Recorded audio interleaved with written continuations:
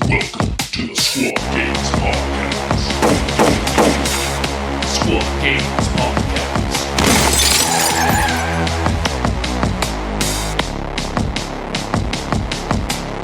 Well, honestly, with the All Valley Team Tournament coming up and, everything else, this is some of the most stressed I've been in quite some time, Giacomo. How about you, brother? I'm doing okay outside of maybe like some stress-induced illnesses from just working so much in these last 5-6 days. But, every time I visit you, I'm helping you out with something. I can visibly feel your stress aura, so I get it. Can you? Yeah, I feel it all the time. It's just am I a stressed out guy? I can feel it right now, and we're through a video chat.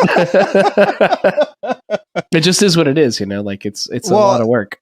I think it's hard because this entire week, actually for the past almost 2 weeks, I have woken up every day at 7 a.m. and I've gone to sleep almost every single day for 2 weeks at 2 or 3. Yeah, that's so this is bringing me back to LVO 2022. Yeah, I was thinking where we had to build 50 terrain sets in a couple months. In literally a month and a half. So I got a laser that eventually burned down, it was great. Pretty cool. A big one. And, but we've got it painted, the community helped and all that good stuff.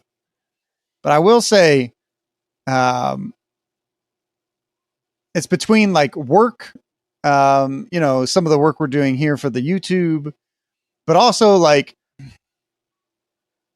man, it's frustrating, dude. We had a lot of stuff planned that we had to call off this past weekend and just push back. Mm-hmm. The All Valley has taken more precedence than I would like to admit. But we have 63 players for the All Valley team tournament. Pretty good. Yeah. I think we're lacking seven players behind the record, which is 70, and I think that was the WTC. They had 70 players. So we almost made it. We held the title for 2 years, and I look forward to taking it back next year, Right, we're going to give it a shot.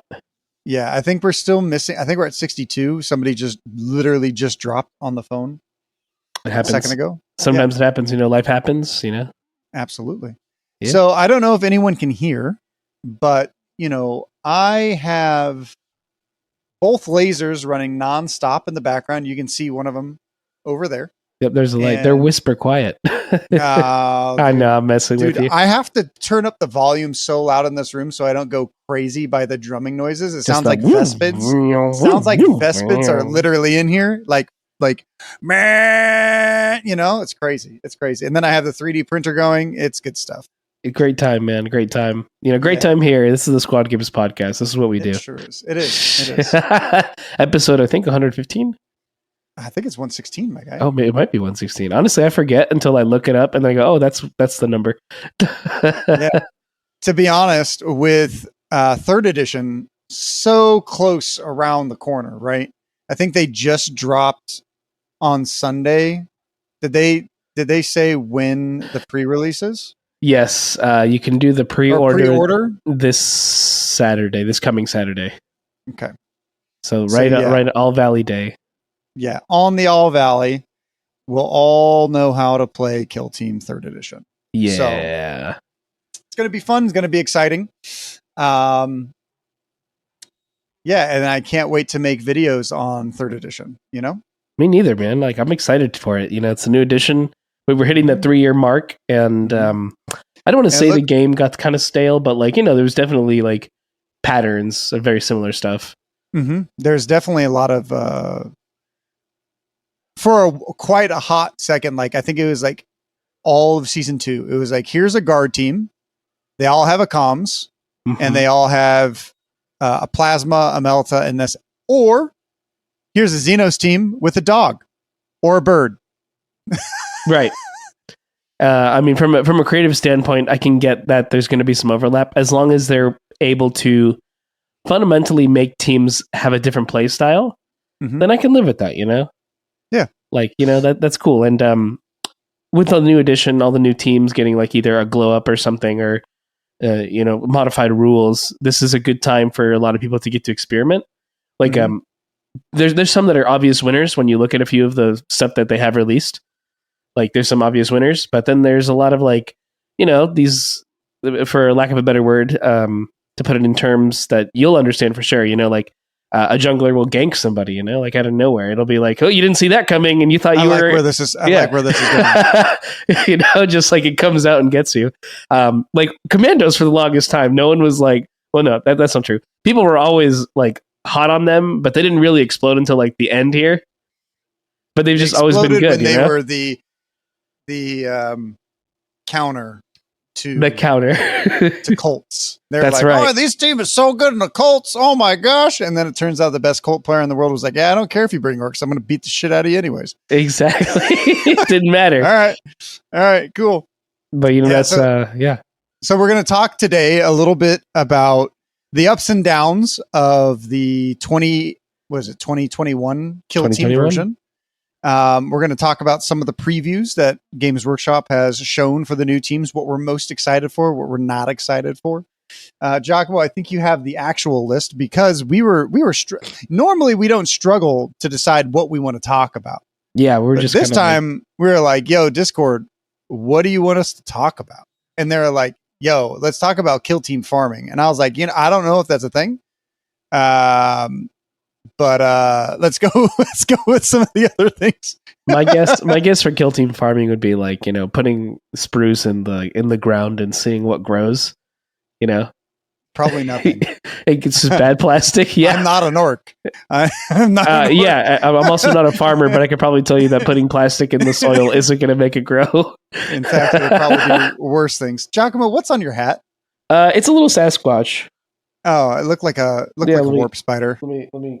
Yeah, that's a Sasquatch for sure. A little Sasquatch. I'm not like even a believer in Sasquatch. I just like the design. Mm-hmm. Yeah. Oh, dude, that'd be pretty cool though to get like a little Xenos or something up here. That could be pretty funny. Mm-hmm. Like it could be like an Orca Grot or something. Yeah, I like that. That could be a fun shirt. A hat. So we have. Oh, I gotta press the button. Oh, he's got to press that button. Get the printers running up. We're multitasking here. That's what we do. Are. So there's a lot of both lasers going behind me are on 5-hour long cuts. Nice. Making a lot of cool stuff, a lot of new stuff. Looking to reopen the store here pretty soon. Trying to change the business model, but that's besides the point. G, I wanted to show you something. Oh, I wanted to see it. See what you think. Ooh. Hold on, let me get closer to my screen. Want to get your live reaction, Hey, that's pretty sick. It is, right? Yeah, I made this little 3D printed stand, that goes on. And what's cool about this one is that this can also be the lid to your token tray. Oh, shit. Look at that. Yeah. That's cool. Or it can sit on your desk like it is right in front of you. Like an art piece. A soft flex, if anyone else can see it. There you go, yeah. I mean, it's a little harder from here, but for those listening, it was our Squad Games Marine tastefully cut into some acrylic in a nice scored pattern, engraving on it against a black gloss background, so it looks really nice. Yeah, it's pretty cool. That is pretty cool. That's a fun little art piece to have on like a desk or something, or as you mentioned, use as the lid. Well, it'll be yours because it says Giacomo. It does say my name. Thank you. I appreciate it. That's cool as hell. Yeah. So doing a lot of stuff here, making a lot of new stuff for Kill Team. Looking forward to releasing those here soon. But that's all besides the point. Talk about last edition. Interesting thing. For the very first second I ever saw the tokens for the last edition, I made knockoff versions and I started selling them on Etsy. And I started, when they released the pictures of this token set, I started doing the same thing. Store went great before, and then a couple fires and floods happened, destroyed my livelihood. So I had to become a plumber. Right. This is Dakotah's life story for Kill Team 2018. I like that. Outside of also being a TO. And I got 2 new lasers to restart the business. The big laser still Still dead. Still working with Full Spectrum Laser to get it up and running again. Because that's the second time my $10,000 laser has burned down. These are both $7,000, $8,000 laser glow forges, but that's besides the point. So looking forward to making the best product that I can and trying to get it out to everyone without major delays. But Giacomo, your life story. What were you doing at the start of this edition? What happened in your life to where you're at now? All right. So if it's 2021, we'll skip to that part. Okay. I'm living in a different place than I am right now. Okay. And I wasn't really doing a whole lot. I was like playing Warhammer 40K and that was it. And then you called me one day and you're like, hey, I'm making tokens for this one thing. Like, hey, do you think this is like a good idea? Like, what do you think about this thing? And we would just talk for hours about tokens. This was before Squad Games was formed and before we were like really hanging out again. And you were just telling me about all these tokens and you're like, oh man, I don't want to waste all your time. And I would tell you, I literally am not doing anything. You could talk my ear off. It doesn't matter. I at this point I was unemployed, the great unemployment for a lot of people before I found a job again, yeah, exactly. So I was like, I literally paint for Frontline Gaming and I don't do anything else all day. Like you could talk to me all day. Like this is fine. So then, you kind of reminded me of Kill Team and I remembered like, oh, I really like 2018's Kill Team. Let me look into this. And I like the look of the Commandos, so I bought Commandos. I split the box with a friend. He got the Veteran Guardsman. And I don't know what happened to the terrain. I want to say, I think I kept it. Yeah, I think that's how I got the Commando terrain, the Octarius terrain, that is. And, I never finished those Commandos. I finished other teams before them because, that's what you do. But, I liked it. And then from that point on, we started playing games and... then we decided to do this. You came up with the idea of doing squad games and I was on board for it. And then, then I got to hear. You were the idea for the podcast. For the podcast, yeah. You were like, let's do a podcast. I was like, what's a podcast? Yeah. and that was purely because like at the time you would ask me like, oh, how should we sell these tokens, right? Like, or what advice would you give me kind of thing? And I was like, oh, well, we could do that, but we could also do a podcast to help promote it because podcasts, anyone who does a podcast, not just us, any podcast you ever hear is a form of social media to help get the word across and help connect with audiences, which is normal, right? Like this is a way for us to get to talk to all the people who listen to us weekly. We appreciate you guys for listening to us as long as you have, and all the new listeners coming as well. So this is a way for us to kind of like, instead of a newsletter, like where we're talking to you directly about all the new stuff happening, like as we hear about our tournaments and things, we like to mention it.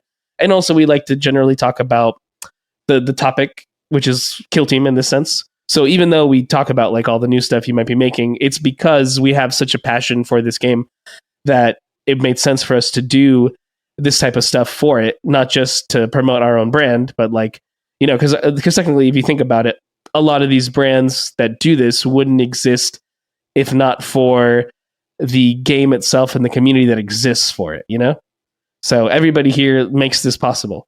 And that, like we were doing the podcast for that and it became more. And then we started doing the YouTube channel and Hobby Highlander became its own thing. And I'm really proud of that one. Like I remember Dakotah came and told me that idea and he was like, what do you think about this? And I was on board, like I was sold. It was a good idea. So of course I was going to do it. Yeah. It's interesting. The business wise, like the business aspect of Kill Team never took off. It's more became like just like a side thing, passion thing. It was more, I think we grew more as squad games, just running tournaments. And then obviously the most with this podcast and then the YouTube channel. Us as creators really have changed quite a lot since our inception. That's insightful. Yeah. Didn't think I was going to do YouTube. Like, didn't think that'd be something I would just do. Like, I was casually did it, but this one we're more on a schedule, So it's nice. It's interesting. In addition to our day jobs, but this is fun.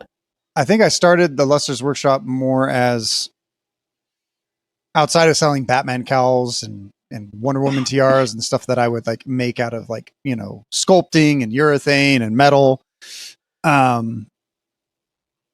It was a lot more of like trying to make money. And then it slowly became not being able to make enough money, so having to find a job, and then the disasters that happened really just shut everything down. And then we just really focused on like what's different about Luster's Workshop compared to Squad Games, and Squad Games became its own thing, and really grew and became like our main aspect, and kind of like everything else from there, right? I mean, not to mention just like the community members we've met too, like going all the way from up north, going to Utah, going like even further SoCal, people from Canada, from like the UK. It's cool, like getting to meet all those people, like in Vegas, working with Frontline and doing this. It's like, these are opportunities when I would just go to Frontline gaming events that I'd never think I'd be like actually part of it. Like I was just always going to be a player. And then now we're part of it, Our first year we went from a 7-player tournament to running the world's largest 87-person tournament. Right. Yeah. That's nuts, team. Right? I mean, think about this. Our very first year of Kill Team beat Nova this year. This 3 years in, like Nova had 76 players. It's nuts. And then the Kill Scream last year had 64 players. They're moving up, they're coming too. The only other event that really is a couple Spanish events, Warhammer Worlds and Kill Team Open. When Kill Team Open was a thing, they also tied us with 87 competitive, and then they had a narrative. So they had more Kill Team players at their venue than we did. Yep. But competitively wise, we were the same. And then Warhammer Worlds eventually got 128 or 118, 117. And then we came back last year at LVO and beat them. And it was interesting because that's kind of like where our competitive streak went and lied. And, just outside of teams and stuff, it's rather interesting. Looking back at like our history during this edition, because also like we didn't do stats. We didn't think about stats. And all of a sudden, like we grew more and more and more and wanted to know more and more and more. Mm-hmm. And then we did so many stats, we started providing stats for Games Workshop, and then they're balancing, ever since Hot Sauce Teddy kind of fell off the map, they needed other places to look, Right. And that's a lot of work. So shout out to David for helping us aggregate those numbers, and, we appreciate it. Again, community support, everyone does something, whether they're hosting tournaments in your own area, because, we can't be everywhere. But if people are still playing, like I always get excited when I look at like Peru has a Kill Team scene, like, my home country. Like I just think like, oh, that's rad, because I'm aware of the country. It's not always like first world. It's, it's partially, but like to get to see that grow, and like, it's exciting to me. And I feel like Kill Team makes sense because it's like, it's affordable. I hope I lose to whoever. I hope I play the guy from Peru at Worlds and he beats me. I hope you crush him, and just so you can say like, just like your soccer team like, get crushed. If I beat them, I'll say that, Incredible. I'll be like I'm sorry, but my Peruvian friend told me to tell you that if I beat you, your soccer team sucks worse. Well, I didn't say it like that. I just said they got crushed. Oh, they got crushed. Oh man, my voice is dry. I'll be coughing up a storm here. Yeah, apologies ahead of time. We're both on extreme lack of sleep. You may not see a lot of content coming out of Squad Games right now, but we have been very hard at work at things and stuff. Oh, so, yeah, quite exhausted, to say the least. Question, G. Answer. We started this podcast right about, I think, when the Corsairs were coming out. Yeah, Nachmund was new. Yep, Nachmund had just rolled out. Was new. And then we had to kind of backtrack to Octarius and a few other things, start looking at different stuff, trying to learn the rules to be tournament organizers, blah, blah, blah, blah, blah. Season 1, what do you think was the most busted team? In Season 1? Oh, Pathfinders. Pathfinders and Novitiates, when you could take unlimited grenades. Yeah, Vetguard were also really bad with unlimited grenades, but Pathfinders never really took off. in the States outside of Biernid, Mhm. right? He's a whole nother subject, but I think he did well at that year's LVO. And we kind of went to, and he was the only one to really bring Pathfinders and do well with Pathfinders. That's but right. no one else really knew at LVO. And that's like completely after season 1, I believe. Right? Mhm. Yeah, because we were going to get Into the Dark the following year when they released that's the year Navy we took over. Breachers and Farstalker. Yeah. Yeah. So I think Novitiates were new, Pathfinders were brand new, so they weren't like huge, but there was like a weird way that you could activate 7 models in a row, and they had to come out and quickly hot fix the game so that you could only ever GA2 2 people in a row. Gosh, if that stuck around, this game would not be where it's at. Dude, if they stuck around with unlimited grenades, Jesus. Hats off to Games Workshop on that. You guys acted really fast at fixing that. But yeah, I think that Pathfinders were really busted. Novitiates were actually really busted, but really difficult to play. Mm-hmm. Commandos turned out to be one of the most busted factions. Just no one unlocked the potential of the team. Yep, no one saw it.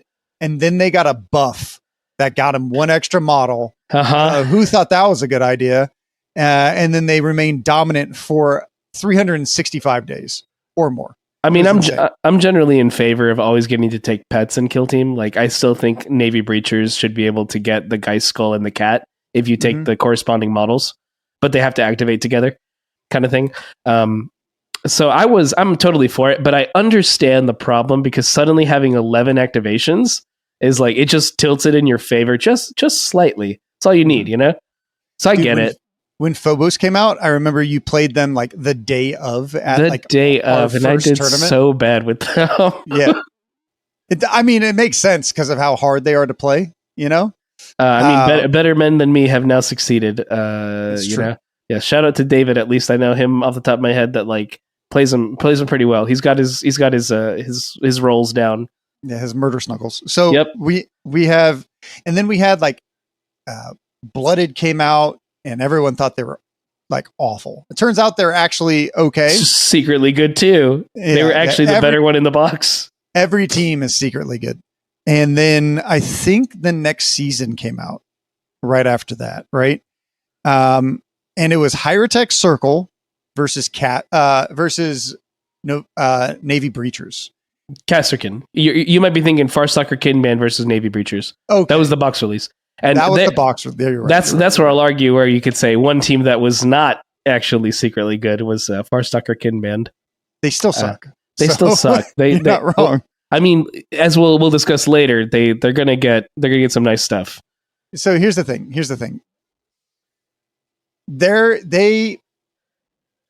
Farstalkers are so bad that there's like 2 people in the world that can run them well. Everyone else sucks with them. And if you want to prove me wrong, take them to a tournament in the next like couple weeks and win. Please. Otherwise, my statement is 100% fact. Yeah, and otherwise, Dakota's soccer team is bad. Exactly. So that's rather interesting that they came out so bad. Navy Breachers were actually super Giga Chad. Oh, I saw it in my head. I knew they were going to be good. Yeah, when you had certain people telling us that they were going to start playing that team, you knew the team was already going to be good. Like, okay, I get it, because the person in question, it's generally a male-dominated sphere. So I can say he. When he had told us, like, oh yeah, this is going to be a great team, I was like, I bet it is, because you're pretty good at this game, and you probably know some stuff that I don't know, so I'm gonna trust your word for it. Yeah, and I was like, I don't even know what these things are yet. But they're going to be good. And then we had right before our very first All Valley team tournament with the 43 people turnout, year 1. It's interesting. We went 43, 53, 67, 62, 63. So we're just going up by 10 a year. 10 a year. Hey, that's not bad. 10. Yeah. In 3 more years, we'll be at like 90. Take that, Nova. We could explode. It could be, next year we could hit 100, Yeah, we'll have to see. Hopefully everyone. Maybe we do All Valley in a different city, Maybe we'll have to see.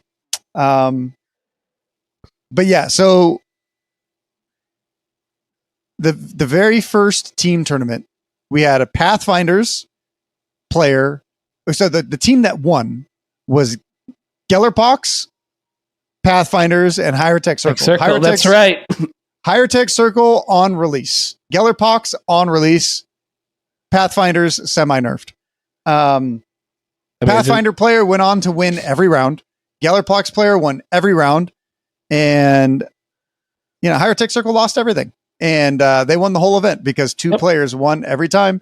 And I don't blame the guy for, hey, Necrons are cool. Who knew they were so bad? Because it was like a week after they released. It was super, super cool. Another team that needed a massive rework. They are probably the worst team to release in the history of Kill Team. Probably, right? And then did get a very good change. And they have a little bit of a nerf now, but they're still very playable. Yeah. Compared. Yeah. So now they are. Unlike Farstalker. Farstalker's still like, you're coming for a good time, man. And you just like your bird people. That's all. Yeah. Yeah. So we forgot the first LVO, they also had some White Dwarf teams, but that's I think only Orion's Warp Coven made it to the top. Them and Giga Busted Void Dancers, like the Harlequin troop. Oh yeah, when they had like they're like, hey, stuff. You can't shoot me unless you're within 2 inches. I was like, cool. I'm gonna put the sniper on engage, and I'm gonna run up to you within 2 inches and shoot you because I can't shoot you otherwise. Right. That was a time to be alive. Just run at them. Oh, I'm just gonna run. I'm gonna run at you and shoot you. That's how you beat that team. Honestly, yeah. Compendium had legs. Yeah, there's a couple teams that still had legs. Let's see here. Who else? So that was the beginning of season 2. I don't even remember what came out. Oh, was it? Well, season 2 was that? That was Into the Dark. That was Into the Dark. Was that around the time that we did? We went to Baltimore. Yes. Was that right? And then that's we went to Kill Team Open. Well, 2. that was LVO happened, right? Right, and then we went to this. And then they couldn't beat us. It was great. It was great. We both got to keep the record, of being the largest kill team US history, because I think Spain beat us quickly after that, but Spain doesn't have a big enough venues to hold like 200 players like LVO. That's one of the harder things, is to find a venue, because when we went to Kill Team Open, the number one worst thing about that place was it was nuts to butts. You were everywhere. Nuts to butts. We didn't have a place for a dice tray. We didn't have a place for our token tray. We didn't have a place for our dead models. Like, I got mad at somebody because he put his dice tray on my mat, and I was like, yo, dude, like, that's the board. I'm playing here, my guy. I'm near New York, so I might as well be in New York. Get the fuck off my board, bro. No, I agree. Like, I don't want to. I don't. Dead casted Kill Scream, right? Yeah, he was my co-anchor. While the stream was up and down, it was going all over the place. He was, and then Ryan from Command Point at one point joined me as well to do to do it. So we had some fun. This is a good time. I want to point one thing out real quick. Since we were talking about how tight the place was, one thing I can always appreciate, and of course, this is a little bit of a plug for ourselves, but using the trays and stuff you have, just like, because it's all magnet and it can just go up. Like, there's times where I have it, I'll have the model tray, I'll have the dice roller, and then I'll have the token things, and I can just quickly switch them out because they're magnetic, and I could just have it all like right next to me because it's in a space, and it just conveniently fits upward, so I don't have to have like it more scattered throughout like I used to with old stuff. Mm-hmm. So that's nice, just to have everything like scaled up, and it's easier and it takes less space. Because even in game stores, like the one I go to pretty often, the Kill Team zone, we're generally like in the back because they use the smaller tables for us, and you're really tight. So like having a small space that kind of an item that holds all your stuff and conveniently fits is nice. So I just wanted to point that out, and I don't really get to say that to you very often. Like, thanks, man. Yeah, it's nice to just get to have everything work in one place. I will say I'll be a non-shill. I will say that my token trays can be a detriment if there's not enough space. Like typically we like to have 36 inches in between each player, Right. at a minimum, right? That's what we do at LVO. That's what we do at every other event. We try to make sure there's at least 36 inches so that there's places for tokens and all that kind of stuff. But at a place like Kill Team Open, where there was no space, I found myself like my tokens and all my cool little accessories and stuff really was a big detriment. And, I think that's something to keep in mind in your guys' own play space, is to keep in mind, is 3D printed the way to go, or is like beautiful acrylic accessories the way to go? Obviously, I'll still go with my stuff. Yeah, like I think it looks cool. And don't get me wrong, like another issue with that is like no matter how small or big it is, if you're so tight, it doesn't matter. Everything's going to be getting in the way. But right. I prefer because I have more vertical distance than I have left and right, and on a table. True. Like no one's standing above me. So speaking of which, when I go to 40K events, I bring that little roller tray. The roller tray, man. You have your paint stuff on there right now. Yeah, mine's in my closet over there. You can't see it, but that's my closet. That's where I have it now. He's gonna whip his out right now. For those at home, this is like a 3-tiered cart system that is collapsible with wheels, and you see it all the time at LVOs. Oh, you can't see it. That's cool. It's okay. I described it for the audio onlys. Yeah, for the audies only. I don't know what to call them. For all you audience only, listening only. I have this roller tray that has all my different paints that are non-GW. I have another bin of GW products. Oh yeah. I think that's strictly above you. It sure is, because I like contrast. Yeah, their paint range. Contrast kicks a lot of ass. See what we think about GW's paint range, you should check out Hobby Highlander, or you could tell by my smirk or my voice. You should check out Hobby Highlander. I work on those jokes. No, yeah, but like those carts are invaluable. I was actually telling one of our friends who's going to it if they wanted to borrow my cart, assuming there's space, because I think it's just easier to like carry all your stuff there. Like you can have a team, and especially because it's so small, you can really have your team and your display board, and then your teammates' display board on the bottom because it's 3-tiered. Mm-hmm. So like you can really have it all, man. And just your books, anything you need, your lunch. Yeah, please bring food. That is one thing. Your deodorant. Yeah, deodorant, because we're gonna get smelly. Like I bring deodorant in my bag, and I'm just sitting at the stream table, but I still get sweaty. Yeah. It's part of the game. It's one thing I always tell people is bring something to eat. Bring a lot of water, because you can go buy your food, but that's like, we generally give you enough time to try to have lunch. Like we try to give you that, but not everywhere I've gone to does that. They're a little tighter on time, and you're like, okay, well I gotta eat fast, Or if you do go out, it takes like 30 minutes to go get your food and back if you're at a far venue. So bring a snack with you. Plus, you don't want to eat something that might upset your stomach, and you still got like 6 hours left to go. I did that once at a 40K thing, and I was like, this is an awful experience. And I was in Utah, so I was like, it is what it is. So I always recommend that. So the other thing that I think we're going to try to do. All right. So before I get to that point, let's finish last edition. And you have to tell me like the actual questions from Discord, because I'm using a Discord as a camera, so I have no idea. I will whip it out for you. I guess I have my phone. I guess I could look that too. But G, what do you think is the strongest team from season 2? To me, it was definitely Felgor. Oh yeah, I was gonna say Breachers first, but then I remembered that the Felgor did come out in that final edition, and that was the summer of Melee that went on to the rest of the year of Melee, and then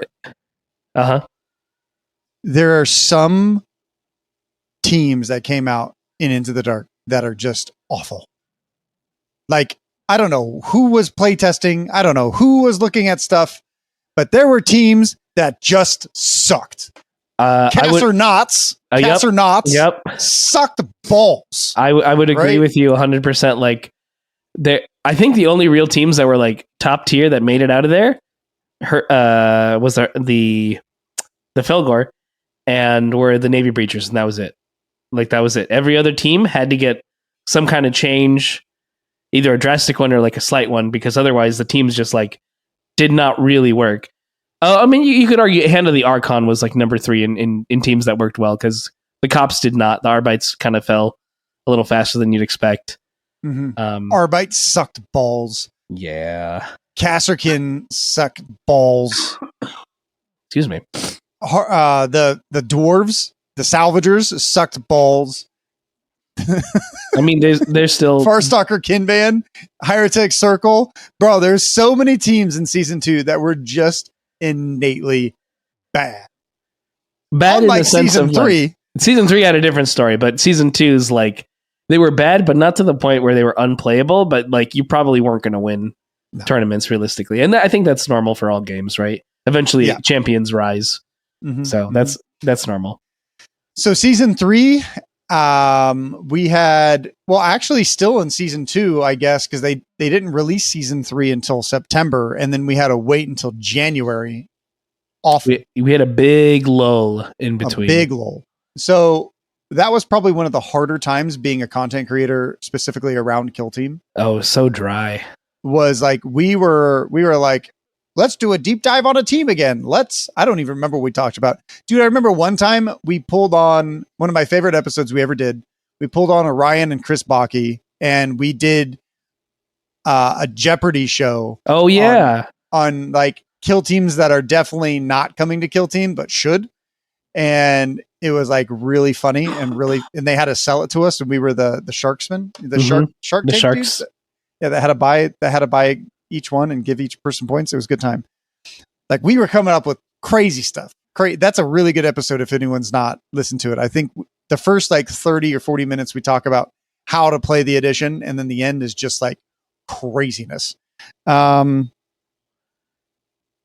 don't remember what episode that was. It was a while ago. Number. It was it was before 100.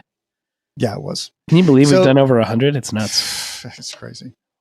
So then we did also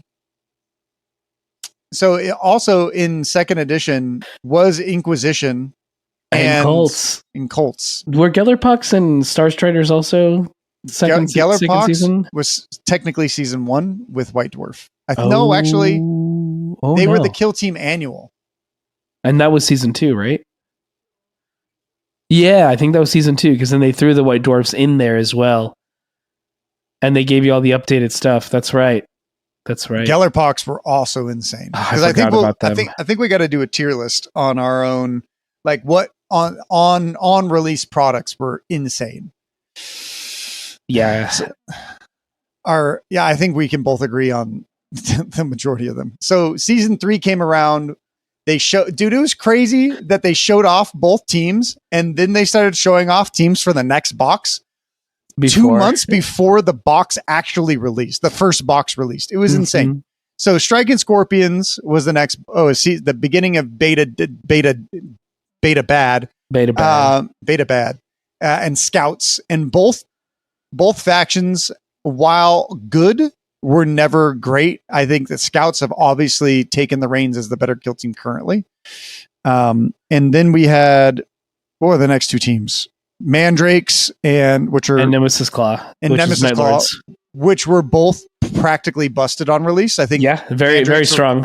Mandrakes in the right players' hands was S tier, and in the bad players' hands, they were like D plus. Dog. I always thought they were still okay, because like their tricks are still strong, and forcing you to like worsen your armor save.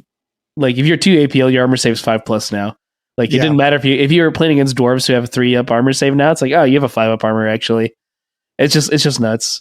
And then we had Brood Brothers versus the Jaegers. Yeah, which were all about their speediness deployment, their forwarding. I think Brood Brothers had so much good stuff. Did you see the box? This is one thing I want to point out. So they showed some of the box art. In the Brood Brothers one, you don't get any of the heroes. Which here's how I think it makes sense. Brood Brothers themselves are a part of Genestealer Cult, So you don't want to be a Gene Stealer Cult player who doesn't play Kill Team and has to buy this box for the thing, and then have like 5 different patriarchs like that you never need again. Like you don't need the little Tyranid familiar guys. Like I get it, right? Yeah, I just kind of hope they release a kit. They do sell that kit, right? Where it's like all the patriarch models. I don't know. I want to say guess we'll have to see because they're rebranding. I mean, we'll look at them in a second. They're rebranding for sure. So, G, what are your top three busted teams? There's quite a few busted teams, and it's hard to pick what was the strongest. Should we go busted per season or busted overall? Because busted on overall, release, on release, yeah. On release. Okay, so on release in season 1, for me, it was definitely the Novitiates, the Pathfinders, and let's see, a third one from that season. No. Just overall, it has to be the entirety of Kill Team Edition. Oh, okay, the entirety. Okay. Everything. So let me. You can only choose 3. Yeah, let me remove 3 of those. Okay. Colts was the first one, in my opinion, because Colts is a team that I don't think there's as many actual enjoyers. Like, there's definitely more fans of Kroot, like that are diehard fans. Like, I'm playing Beaks till I die. Where Colts fans were like, "Hey, this team is so broken in a way that I want it to be that I'm about to play them." And as soon as they were gone, I'm like, "All right, I'm throwing these away. It's broken, but not in the way I want." Right? So Colts I will still say it's the top problem because it was like, okay, this game is actively getting ruined by this team. Felgor was number 2 because they were like strong, and even with the nerfs, they were still strong, and it was one of the teams you could really just be like an okay player and do so well with them. Like the scoring was so high, it was insane. For which team? For Felgor. Like it was insane the way they played. Like, how do you beat this? You know, you thought you killed them, no, you didn't, and they get to hit you one more time and kill you, then they die. Like what the heck? You know, it's awful. Mm-hmm. And there was such a stressful team to play against. And I remember playing them once. Score tac ops against them. Yeah, you couldn't score tac ops. You couldn't get fuel. You couldn't get pain tokens. You couldn't do anything. It's like, oh, you killed me. Not right. They didn't fix that till later. You have to kill me again. And that was one of the worst feelings. And there's a couple ding dongs that were arguing with me, telling me like, this is really good for they're not busted. And I took their word for it, and I was wrong. It was bad. It was bad. It's good to admit that you can be wrong. Ding dongs, indeed. It does happen. And then number 3. This is tough because I don't know if I have a third one. Like, I could say that Gellerpox are strong, but they're not like innately to the point where I hate it. Right? You know. The same is true for Commandos. And although we joke here on Pathfinders, you can still beat Pathfinders, right? Like, there's a point where Pathfinders were dethroned. No matter how many jokes we say, like, "Oh yeah, we got to remove more models from them." Like, they're not Colts. You know, they weren't that problematic. Except when they had 7 activations, and when they had, that's a different story. Okay, that was on release. I'll give it to them for the on release. That was probably the worst thing. Those are probably the top 3, with third place really, really below everything compared to the first 2. How about you? On release, I'd probably go Pathfinder, Colts, Felgor. Now, I would put Gellerpox as the honorable mention, but there's only really been 2 people that have found tremendous success with Gellerpox. And in fact, they've found so much success with the team that the team continually gets nerf after nerf after nerf.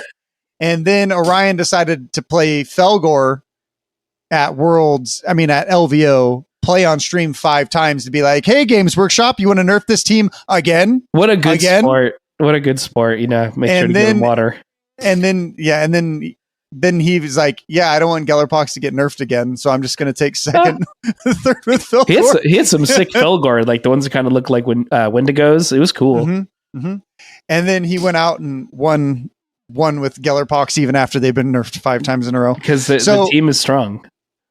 So since they did the patch on Pathfinders, I would take Pathfinders out of the meta and I would put Gellerpox there because they are so oppressive, but there's so few players that can run them effectively. And same with Pathfinders. Pathfinder suffered from a different thing, which was cheating. There was a lot of major players who cheated with the team, right? Unfamiliarity, and they just told their opponents it does this, and it's not always good. Yeah. So, ultimately that was a different issue entirely with Pathfinders, is that there's a lot of prominent people in the community who just cheated with Pathfinders, because Pathfinders can do anything and do everything. And if you give them an extra inch of movement here and there, and you lie about a couple of their like grenades that doesn't need visibility, but it kind of does, and this and that, and like all these other kinds of things, like, you can get away with murder with a team. So, and I don't want to say it's just exclusively an issue of Pathfinders, because I'm sure anybody Wyrmblade too. They could have done it with Wyrmblade. They could have done it with Vetguard. Like any number of teams could have had these issues. But but Pathfinders was the one that we knew about. Like, correct. Yeah. So that was the big thing. So I'll give you that in the States, and that's where our scene is mainly because we're very much US based. So yeah.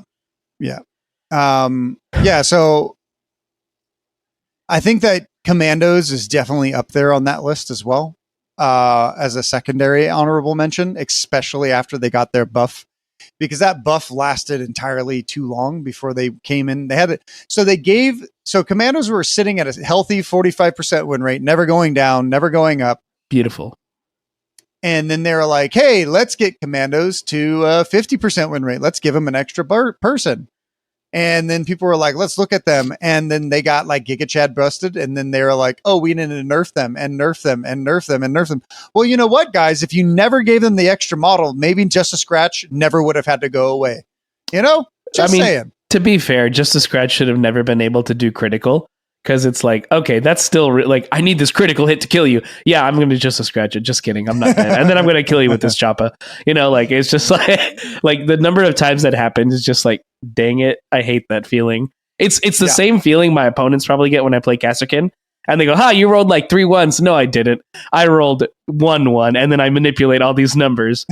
So it's just kind of one of those. Discard this one, make this one into a hit, and use 3, and then I'm going to hit you again. But sorry, exactly. Now I hit you twice with the melt gun. Exactly, and there's no worse feeling than being like, I thought you failed, but you really didn't, kind of moments. And that one was when you play Kasserkin, you just have to assume they're going to hit with everything until they're out. Yeah, and luckily, as you'll see as we look at the other parts later, they get a change, which I think is actually really healthy. Here's my toothbrush again, the one I use to clean models every now and then. Nice. So, G, what was your biggest glow up faction? The faction that really started standing out the most after all the nerfs and tweaks and stuff they gave to the teams? Ooh, I think it was Phobos. Phobos got deadly shots. Phobos got to do mission actions for free with Vanguard. And to me, that opened up a lot of like the team that should be doing a lot of tricks, like, and has gadgets and gear, and like it worked, and people found a lot of success with it. So that made me really happy. And then the second one would be Necrons. We have a lot of friends that play Necrons, and they want to play Necrons, but if the Necrons aren't good, then you're not going to play them. And then they got the glow up that they needed. Like, reanimation was good. The slowdown orb being a 12-inch threat range was not nice. So I'm glad it's a 6-inch threat range now. Yep. Because it is a monster to deal with, even at 6 inches. But it was a good glow up. It's a good glow up. Those are my favorite teams that like got buffed. How about you? For me, I'd probably say Hyrotech being number 1, because Hyrotech definitely was awful, and they buffed it so much they had to nerf it. And I was like, oh, thanks, guys. They definitely dominated for a while, and they had their time in the sun. Yep. Shout out to Shane. But unfortunately, it took 2 years to get there. And now when they're in the balanced place, the new edition's coming. So who knows what's going to happen to the team? It's like, guess we'll see. It goes back to that classified, declassified thing, right? Like, yeah, they were released 2 years ago, but they've never been competitively viable. So until recently, so people really only got like 6 to 8 months with the team. Also, I really dislike the Necrons like aesthetic. Like, I like Necrons. I have a bunch of them. I have but the Hyrotech circle. Hyrotech circle, my guy, I want to play the Terminator. I want to run at people and chop people with fucking like living blades, kill some people, you know. I don't want to have these little like sneaky mages and little robots running around being like, I'm going to cast a spell on you, you know. To me, I'm like, yo, just like make Necrons the Terminator again, you know? Can we make that like a slogan that we can put on like a silver hat? I mean, I feel like make Necrons Terminators again. I feel like they're the perfect opportunity to get something like what are they called? Flayed ones, or finally bring back pariahs. One of the two. Oh man, pariahs would be sick. And I just want to bring up Hyro, the part of the dictionary to mean sacred or holy. So the sacred and holy circle of the Lord you have, right? So his retinue he brings. I like Necrons. Okay, they're right next to me. They're the closest thing to me. Okay. For those who can't see it, that is a set of chrome Necrons, right? Chrome. This is not going to be in focus whatsoever. But not at all. But those are some. I've seen the chrome Necrons. They're pretty dope. I like them. I like the look of the chrome. Yeah, they're cool. You got little flayed ones and warriors. Dusty. Yeah, like flayed ones are like perfect for getting new stuff. Because when was the last time they got stuff? I want these guys in Kill Team. Scorepec Destroyers. Man, you want that so bad. Yeah, I do. I want your dreams to come true, but I don't think it is. They never will. Just like Tyranids will never come to Kill Team. You know, we can all be sad together. Yep. All sad together. I'd like Deathwatch to come out, but I don't think that's happening either. So like, we're not going to get Deathwatch Tyranid box that we're thinking, guys. Sorry. Even if Space Marine 2 is out. That's not a spoiler. That's the first mission. So, all right. So let's see here. I'm looking through our Discord, and what team got nerfed the hardest? There's another question. Oh, nerfed the hardest? Oh man, Intercession. Yeah, Intercession. Yeah, Intercession. They got like destroyed off the face of the earth. No one plays them. Not even me. That's not true. They were really good in their era and their time period. And then they released all these crazy like killy teams, and then they nerfed Intercession on top of that, and they just became like really unplayable. I would agree. Yeah. Like they are literally unplayable in any kind of a large tournament. And the only reason that people still play them is because their friends have 6 Space Marines and go, here you go. You want to play in a Kill Team tournament? This is what you do. And I'll always praise people who do it because I like Space Marines, but like whatever. Yeah. What teams? What team is? Oops. What team do you believe has the most, or is the most underrated kill team currently? Underrated. This is a good one. This is done by Brandon Bean. He has a good Patreon if you guys are interested in another kill team content creator. Shout out to Mr. BB. Yeah, he's coming down to AVTT this weekend. We'll get to see him, take a picture with him. Okay. This one, I think the most underrated team, and I truly believe this from the bottom of my heart, is Hearthkin Salvagers. I truly believe they're the most underrated team, because they have so many tools. So many tricks now, and with updates, they have so many things to do. Are they going to win? Absolutely not. But I think they still have that mindset of like they're just always bad. But if you're playing in casual games, like a good Hearthkin Salvager player will take you out. Like because they got the tools to do it. I've lost to a Hearthkin Salvager player once. So see, it's doable.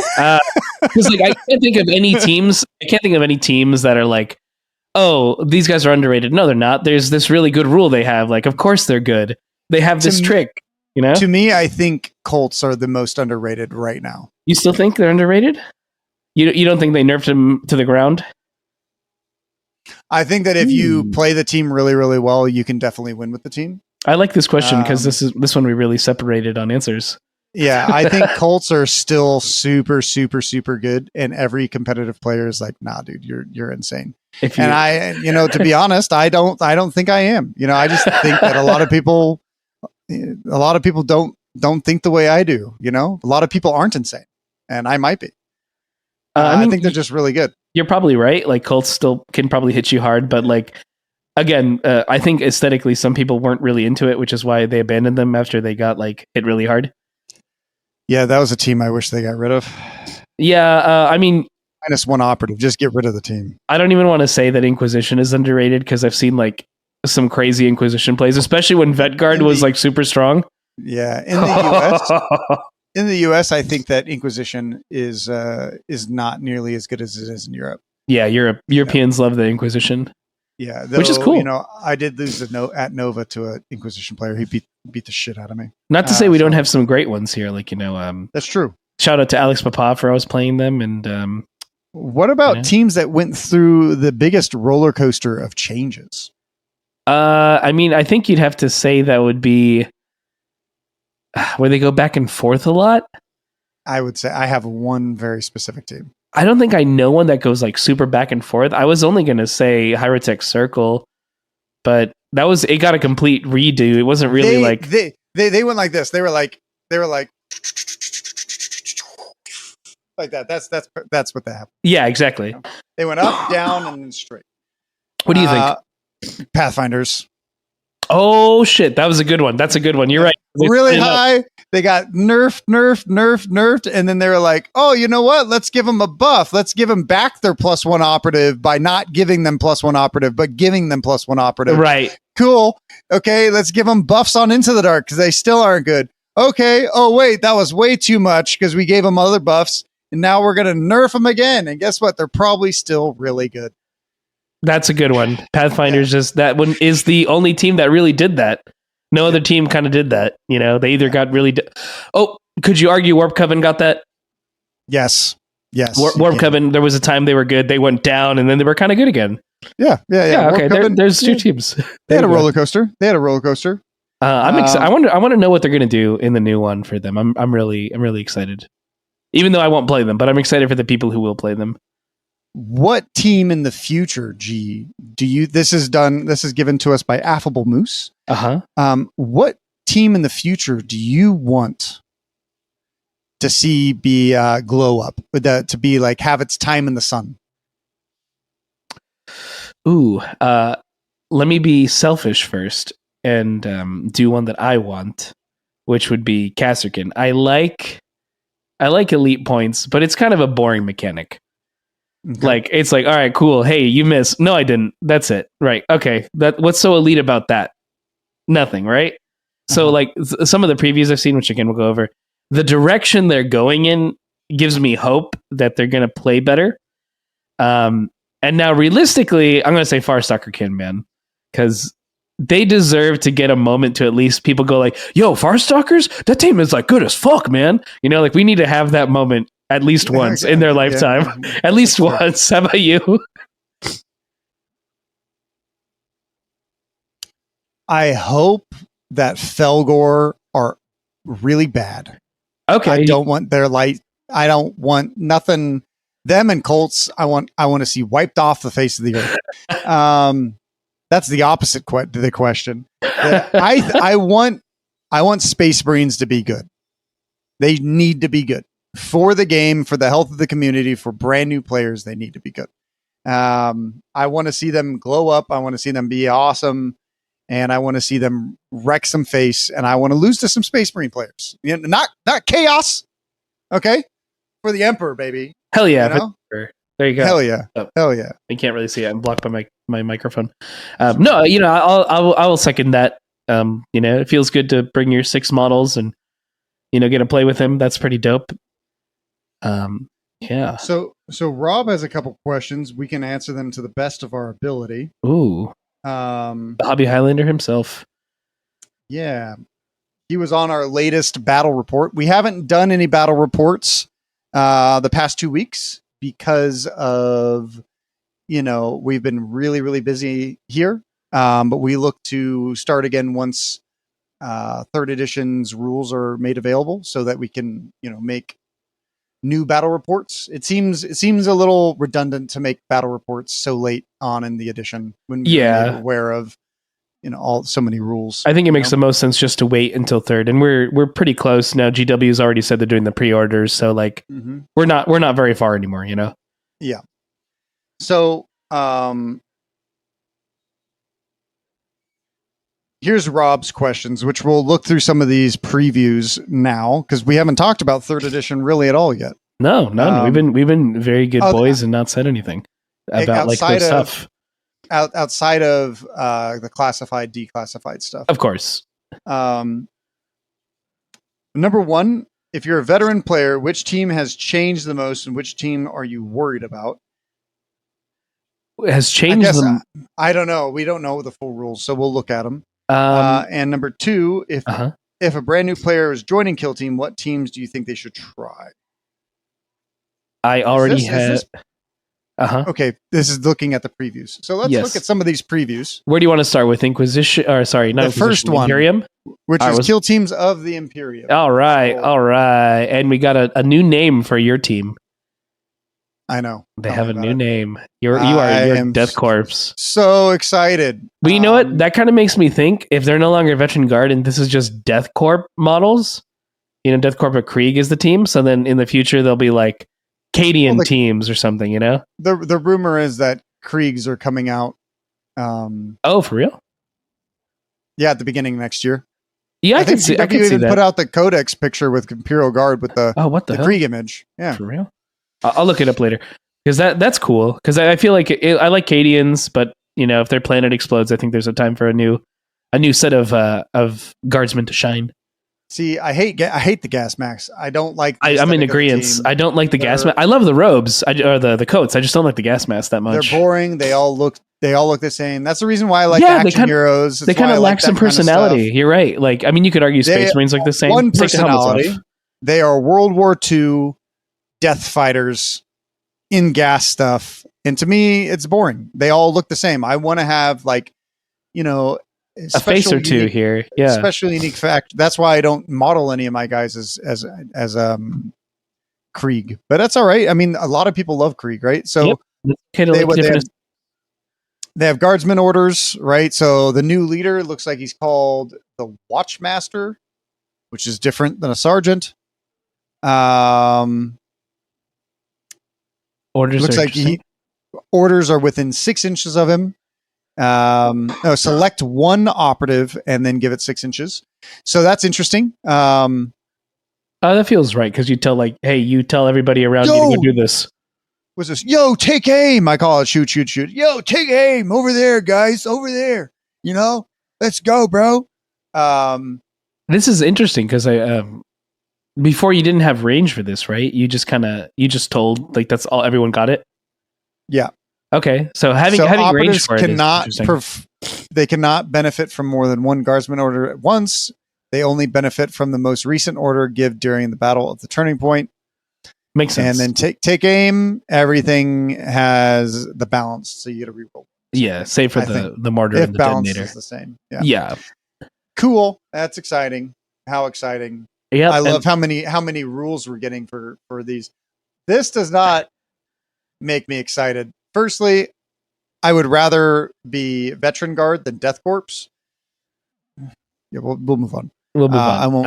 I won't complain too much. No so worries. We have comms beads allow the Death Corps to remain in contact during the battle. So this is one of their things, right? Whenever a friendly Death Corps Watchmaster or friendly Confidant issues a guardsman order, you can use this rule. If you do so instead of each friendly Death Corps within 6 inches of it receiving that order, you can select one friendly Death Corps operative to receive that. Okay, so I guess instead of by itself, you can then point at somebody and give it to them. Right. I guess I read the other one wrong. Yeah. Cool.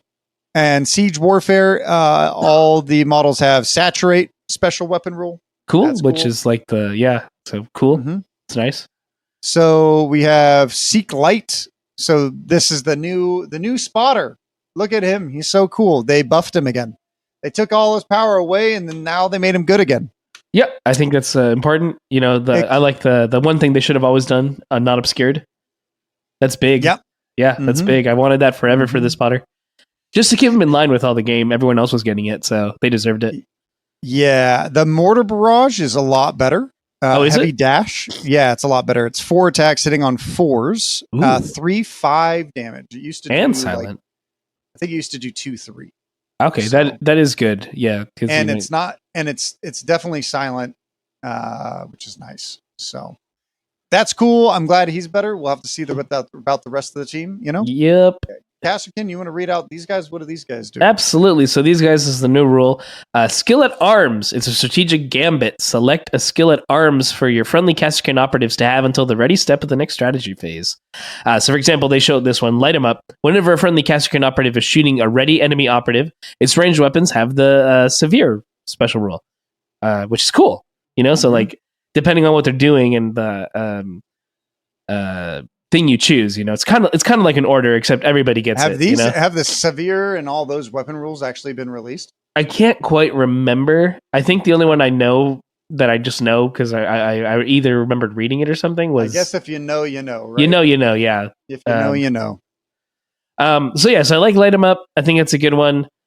Then you have foregrip. What foregrip does now, it gives you accurate 1, which is nice. It's a reason to get it. Accurate 1 being you get a retained dice, I think, which is cool. And then you have engage from cover. Whenever an operative is shooting a friendly Casterkin operative that's in cover, you can reroll 1 of your defense dice. So there's tactics to survive to make them feel more elites. These homies hit on 3s now. They hit on 3s. So yeah, you no longer need those elite points to be like, oh yeah, I hit on 4s, but I have elite points. I could change it. Looks like they innately made them into Caster Kings now. They hit on 3s, and that's all they need to be. And I like this for the trooper. So they're showing off troopers, which I think is something they probably should have done more of for these teams, is show more troopers, because troopers are now like an actual type. So like this trooper, for example, has adaptive equipment. So one friendly Casterkin trooper can perform the smoke grenade action, or one friendly Casterkin trooper can perform the stun action. And these rules are from the universal equipment. Performing these actions don't count towards the action limits, which is nice. Wow. Yeah. So you can just throw 4 smoke grenades in a round, like in total. Yeah. It's still, I believe it still applies. Like if you take smoke grenades as the thing, like your whole team gets it, but this guy can always keep throwing them forever. But just that guy specifically. Yeah, it's hard to know because we don't know all the rules, right? Right. So I'm pretty sure it's what it is. And I think, judging by this, I feel like Grenadiers are going to work the same way. But we'll see when that comes out. I like the change. Their armor's good. They have 8 wounds. They didn't really need to fix that part. It was fine. Mm-hmm. So I like it. So let's move on to Exaction Squad, the S tier team. Always team been S tier. Always been S tier. So what do these guys do now? Repress? Yeah. Let's see. So I'll read this out real quick. Repress. Some weapons in this team rule have the repress weapon below. Whenever this operative is using this weapon, each of your blocks can be allocated to block 2 unresolved successes instead of 1. Nice. If this operative is retaliating, you resolve the first attack dice. Sounds like a shield. Sounds like a shield. Sounds like a shield move, right? Probably, right? Yeah. That feels right. You have the strobing phosphor lumen. Whenever an enemy operative is shooting against, fighting against, or retaliating against a friendly Exaction Squad operative within 2 inches of it, your opponent cannot reroll their attack dice results of 1. Cool. I liked phosphor lumens. I think that was totally fine. And then you have, I think this is an upgrade to the previous one, Long Arm of the Emperor's Law. Using the firefight ploy, when a friendly Exaction Squad operative is performing the shoot action, and you select a weapon with the range X weapon rule, excluding frag or crack, until the end of that turn, add 3 inches to it. So you just you extend it, and we've seen that pistols are like 8 inches, so in theory you could have an 11-inch pistol, which is pretty nuts. So what does this Castigator do? Let's see. He's a shotgun. Mm-hmm. Shotgun got strong. Hitting on 5s, 2-2, 4 attacks hitting on 3s. Did shotguns used to hit on 2? 6. I don't know. I know scouts did. I don't know. Let me quickly check that out. Just curious. While you're checking, I'll read them off. So he has engendered focus. You can ignore changes to this operative's stats. You cannot. I'm assuming you can ignore changes. Okay, so he can't be wounded. Whenever an attack, so he's zealous dedication. Whenever an attack dice would inflict damage of 3 or more on this operative, roll a 1d6, and on a 5, subtract 1 from that. So he has like some kind of some weird feel no pain on an 8 wound model. Congratulations. Yeah, you're they're still gonna die. Their field of pain seems to be changing from just solidly like stopping all kinds of damage, I think. Yeah. And just reducing, which is fine. I'd rather it reduce than completely stop like all damage.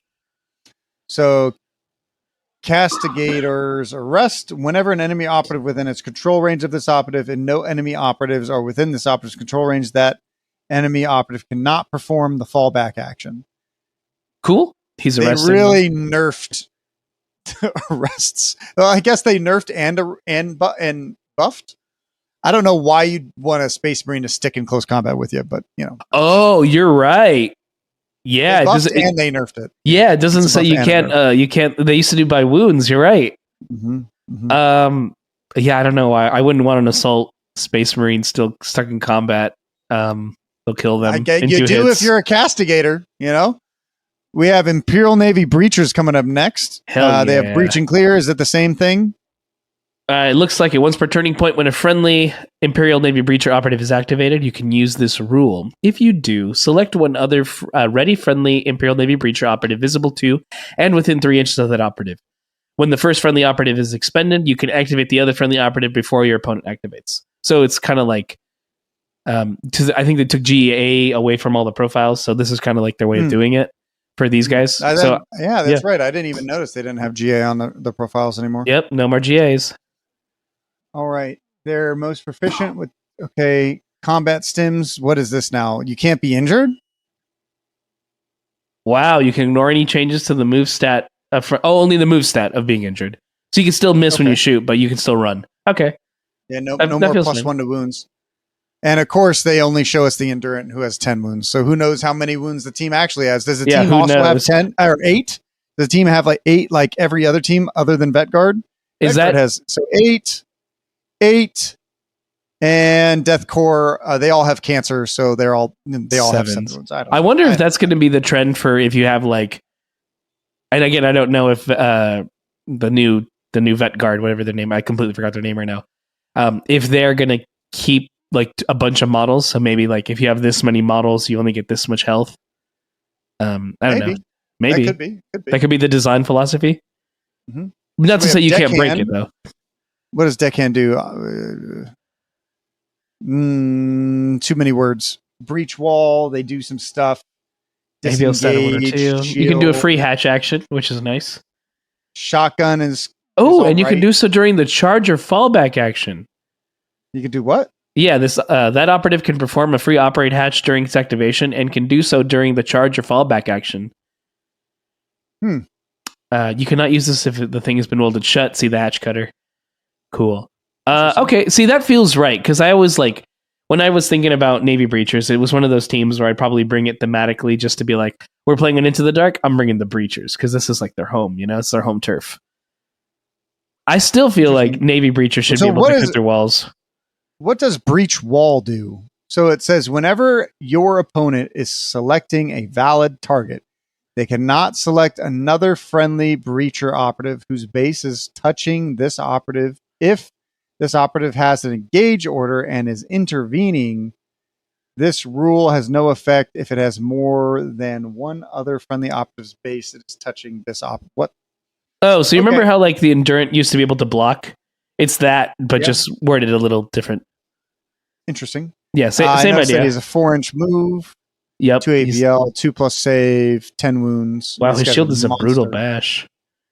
And he But it doesn't has do a lot of block damage. 2 on resolved successes instead of 1. And this operative can perform the fallback action for 1 less AP. So he can literally just fall back and shoot somebody with a shotgun. I think, yeah, that's his, because his insane. melee sucks. It's 1-2 damage with brutal.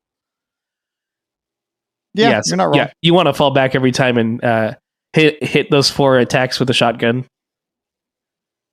So what do we think that they buffed or nerfed novitiates? I have not. I don't know anything about any of these teams. So their Acts of Faith got changed. So now you get half the number of friendly novitiate operatives that haven't been incapacitated, rounding up. So if you still start with 10, I'm assuming you still start with 10, you're going to get 5 faith points to start with. which I'm assuming faith points are going to cost more, you know? Mm-hmm. If you start with 5 now. So they have intervention. You can retain whenever it fails as a normal success instead of discarding it. I hope they got rid of the crit one. This is fine. This is the only one that we're made aware of so far. It seems relatively similar to their old stuff. Pretty close. Different way of getting it. So the auto chastisers changed a lot. This one you can deal damage to yourself equal to 1 to 3, but not enough to kill you. So if you're at 1 wound, you can't give yourself 1 and die. In order to perform a free faith action, equal to this. So if I do like 3 damage to myself, I can use a faith action of 3. You know. So this is cool. This is a depending you're going to notice on what the acts of faiths are. Exactly. Excuse me. You're going to notice this later in another team too. Yeah. Yeah, I don't want to spoil it. So. Okay, so we have Ardent Vengeance up next, which is whenever a friendly novitiate operative is shooting against, fighting against, or retaliating against expended enemy operative. That friendly operative's weapons have the punishing special. No idea what punishing is. Okay, no idea what punishing is, but nope, no idea. Literally no clue. I guess if you know, you know, but I have no idea. So novitiate pronatus, dude, what is up with these fucking names? Bro? I'm sure they're hella religious. I swear. Yeah, I'm sure it's hella religious. They got a gun butt, auto pistol, relic seeker. Once during this operative's activation, it can perform a pickup or place for 1 less AP. Cool. Nice. It could do that last time. Divine acquisition. Once per turning point, when this operative performs a mission action that requires it to control an objective or mission marker, you gain a free number of faith points equal to the turning point number. That's pretty freaking good. Yes, this is both worse and better. So I have a friend who plays novitiates. He said like you got a different way. So in the older version, you'd get more points early, but now you get more points in the late game because of the turn. Well, you're gonna have less models, so it's good to keep this model alive. Right. So you want to make sure your pronatus stays alive, so you can score these faith points a little bit longer.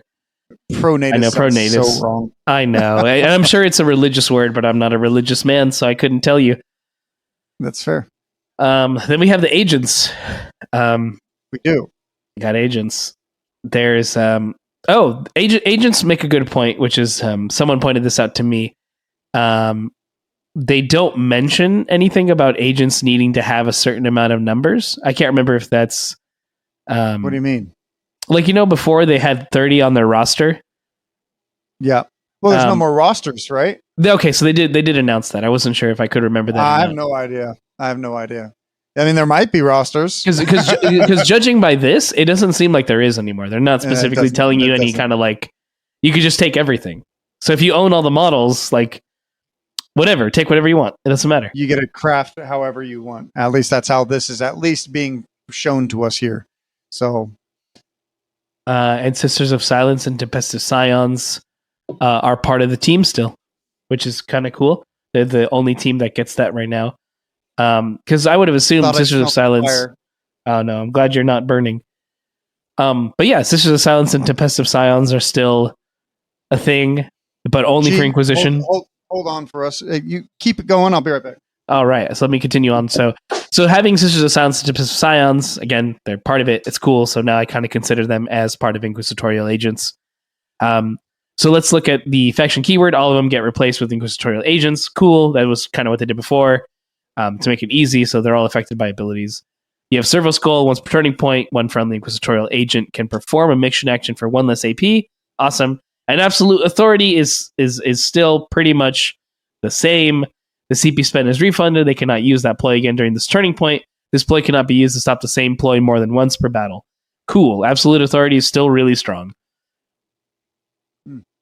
Still very strong. And then you have the Hexorcist shotgun. It looks like all the shotguns are hitting on 3s for these teams. I was cross-referencing them. 3 damage.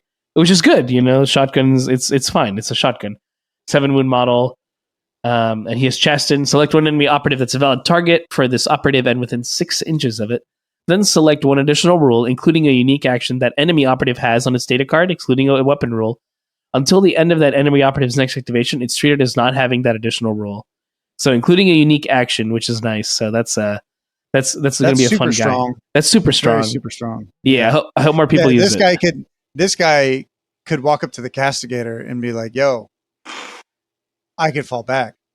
You know? Yeah, that's cool. Like you can't arrest me. Yeah. And that was all the Imperiums. So out of the Imperiums, what are we most excited for, and what are we most trepidatious? Trepidosed? I don't know. Which one are we looking forward to the most, and which one are we definitely not looking forward to the most? I'm looking forward to the Casterkin because their special rule really changed. Like, it's not elite points, you know, that it's everyone else kind of keeps their same rules. But maybe a slightly different tweaked version of it. But Casterkin just gets a new rule entirely at the cost of an old rule, assuming that elite points. Imagine if you get both, you're just like, whatever, guys. It doesn't matter. We both hit well and do abilities.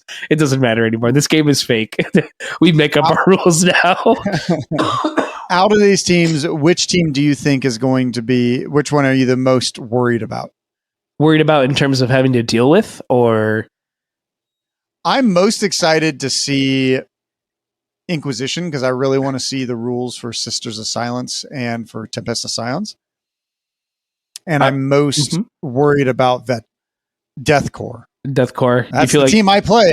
I think that they're going to have some changes that I might like and some changes I might not like. We'll have to see. I doubt that they're the same. Yeah, I mean, like, being that you have to issue the order within 6 inches feels like your leader's even more important to kind of keep alive because he's making sure everyone's getting stuff. I hope the Confidant gets to do the thing where he's like, oh, if my leader dies, I have a second leader, you know? Yeah. Yeah, I hope that still stays because I feel like that might need to happen or else this is going to be a tough team to work with. I mean, we're going to find out, right? So sure we have, was it Chaos next? It's Chaos Kill Teams. Eldar. Oh, it is Eldar. I jumped the gun. You're right. Yeah, okay. This is what I'm excited about. I love me some Eldar. You do love yourself some elves. We'll kind of speed through these. Corsairs look interesting. I still really dislike the Fell Arch's head. You know, but that's okay. Yeah, I mean, you can always switch it up. That's a nice thing. So their rifles are, if they don't charge or fall back or reposition, they have accurate 1, so they get to retain 1 shot.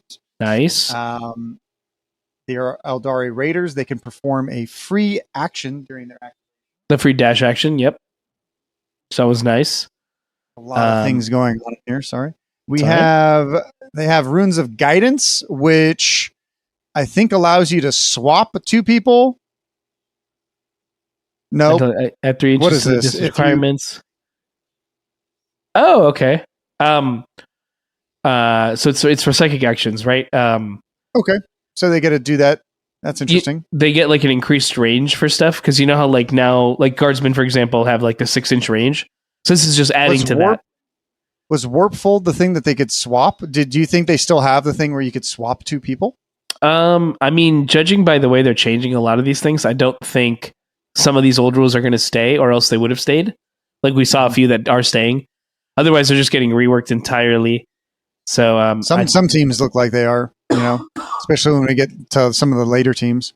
Opportunistic fighters. At the start of the firefight ploy, operatives perform the fallback action. It can move, but before it moves, it inflicts 2d3 damage on that operative for each Corsair operative within its course. What? Because it used to be D3. Wow.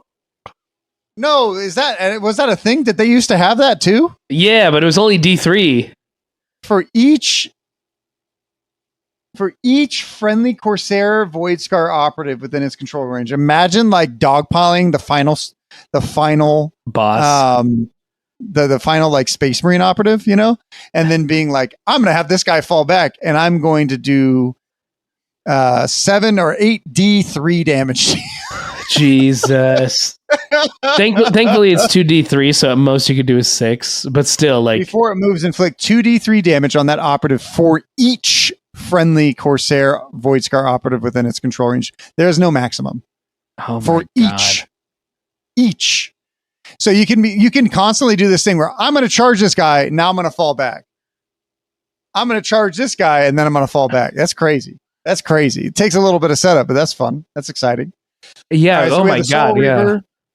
We have the Soul Weaver, 7-inch move, which is big. You know. Oh yeah, like that's elves that, have 7-inch moves. Nice. Elves move fast. They have elves. Psychic ability, gives somebody a +1 AP +1 APL stat, and they have a heal of 2d3, which is cool. Blades of Cain. I'm very excited about this. Hopefully, they're less complicated. I highly doubt. I mean, I doubt it. I'm looking at this aspect techniques right now, and this is a novel. I don't even want to read this. I don't even want to read it. There's techniques in there. They definitely still have them. It's like Giga Brain game, you know? You have to have like the ability to retain like a dictionary's worth of information in your head. I mean, we technically do by playing Kill Team already, but like even more.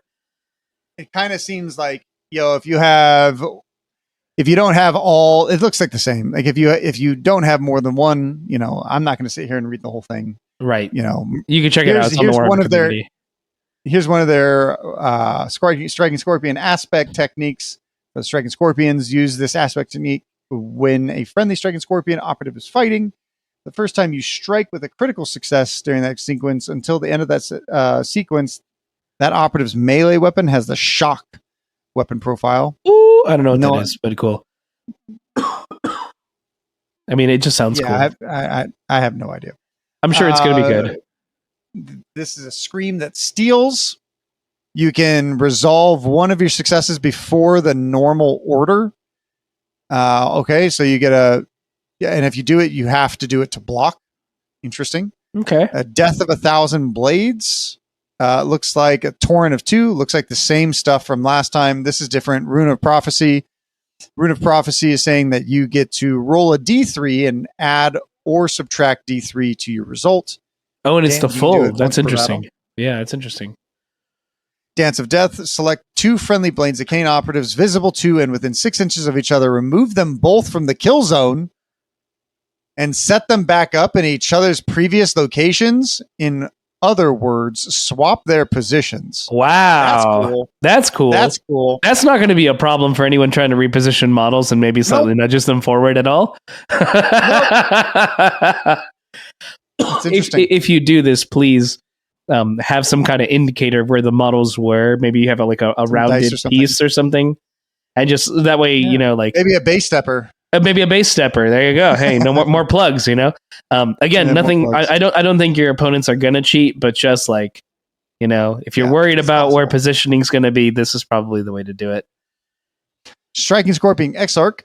Nice. 3-up save. For some reason, I doubt that the normal Striking Scorpions have 3-up saves, even though they should. Lore-wise, they are in heavy armor. They're not in normal aspect armor, but hey, it's not like I have 14,000 points of Eldar sitting right there. No, you don't. Right there. Down in the corner somewhere.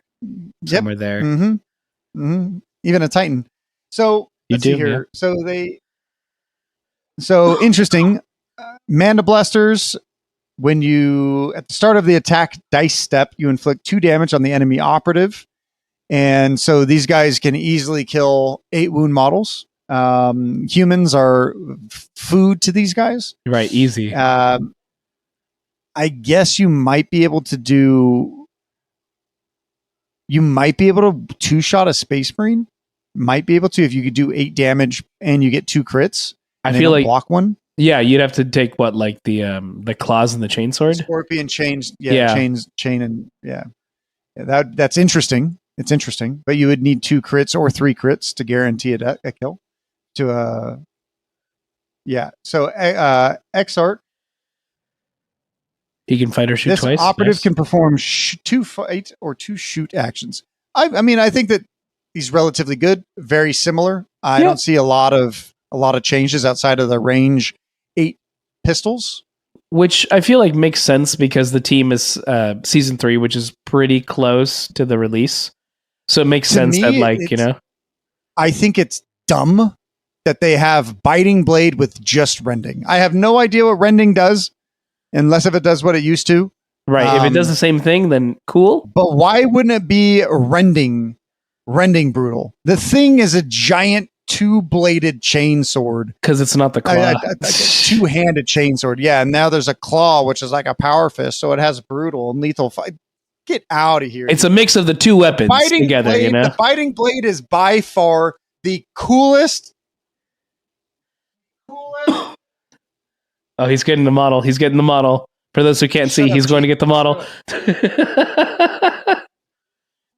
He's taking his time to get it, though. We're dying of suspense here. I don't know where he is. You'll find it My later. son might have moved him. But my current Striking Scorpion has a biting blade because it's by far the coolest weapon in the kit, in my opinion. To be fair, I'll agree. The 2-handed chainsword is pretty dope. It is cool. It's cool. Not to say I don't like the claw, but you know. Hand of the Archon. Power from Pain. Yep, they're getting the Power from Pain stuff. Cool. Power from Pain is awesome. Cool. The Duelist is the Duelist. Racer. Has again 7-inch movement, 8 wounds, still strong. Yeah, 2 hitting on 2s. Tangle. Yeah, what's Tangle? This operative is fighting or retaliating with this weapon. Each of your blocks can be allocated to block 2, 6. Oh, that's pretty good. Ooh, that's pretty nice. Hitting on 2s too, but only 4 attacks. Still worth it. What is the Striking Scorpion? The Striking Scorpion hits on 3s? For real? Oh, I mean, I guess it is like it's all these crazy weapons, like damage-wise and stuff. Hey, you know, I'm wondering if it has both rending and ceaseless, one of these rules has to be different, you know? Yeah, it has to be something. It has to be something different. So cool. Hand of the Archon probably look the same. Probably better. I'm not going to sit here and read all of them. There's a lot. We have Mandrakes. Mandrakes have a lot of rules, a lot of stuff. They have nowhere to hide. Do their shooting work the same? Do we know if the shooting works the same? According to the profile they're showing, it sure does. Still has Soul Strike. And Soul Strike. Yeah, you're right. Soul Strike is still the same. Each result of one is always a critical success. Each result of is a normal. Oh, is this what is the Night? Is the Night Fiend their leader? Okay, let's read this. This I'm actually interested in to see if this changed at all, or if we were kind of right by guessing. If we're right by guessing, like a lot of season 3 teams didn't really change. Right, they just brought him over. Whenever your opponent would activate this enemy operative within 6 inches of this operative, you can roll a d6, and if the result is higher than that operative's APL stat, they cannot activate during this activation. There's no other enemy operatives. This rule has no effect. So it's the exact same thing. Wow. What a surprise. Oubliex, whenever this operative is readied, or if this operative incapacitates an enemy operative with its husk blade, the Oubliex becomes active. Wait, what? Where this op is readied. Okay, so yep. Whenever this on a 5-up. This is insane. When its Oubliex is active and an attack dice would inflict damage on this operative, you can roll d6 on a 5-up, ignore the damage inflicted from that dice. Dude, I hope if they keep this rule, I hope that they do the same thing with Just a Scratch. You know? Like, this is...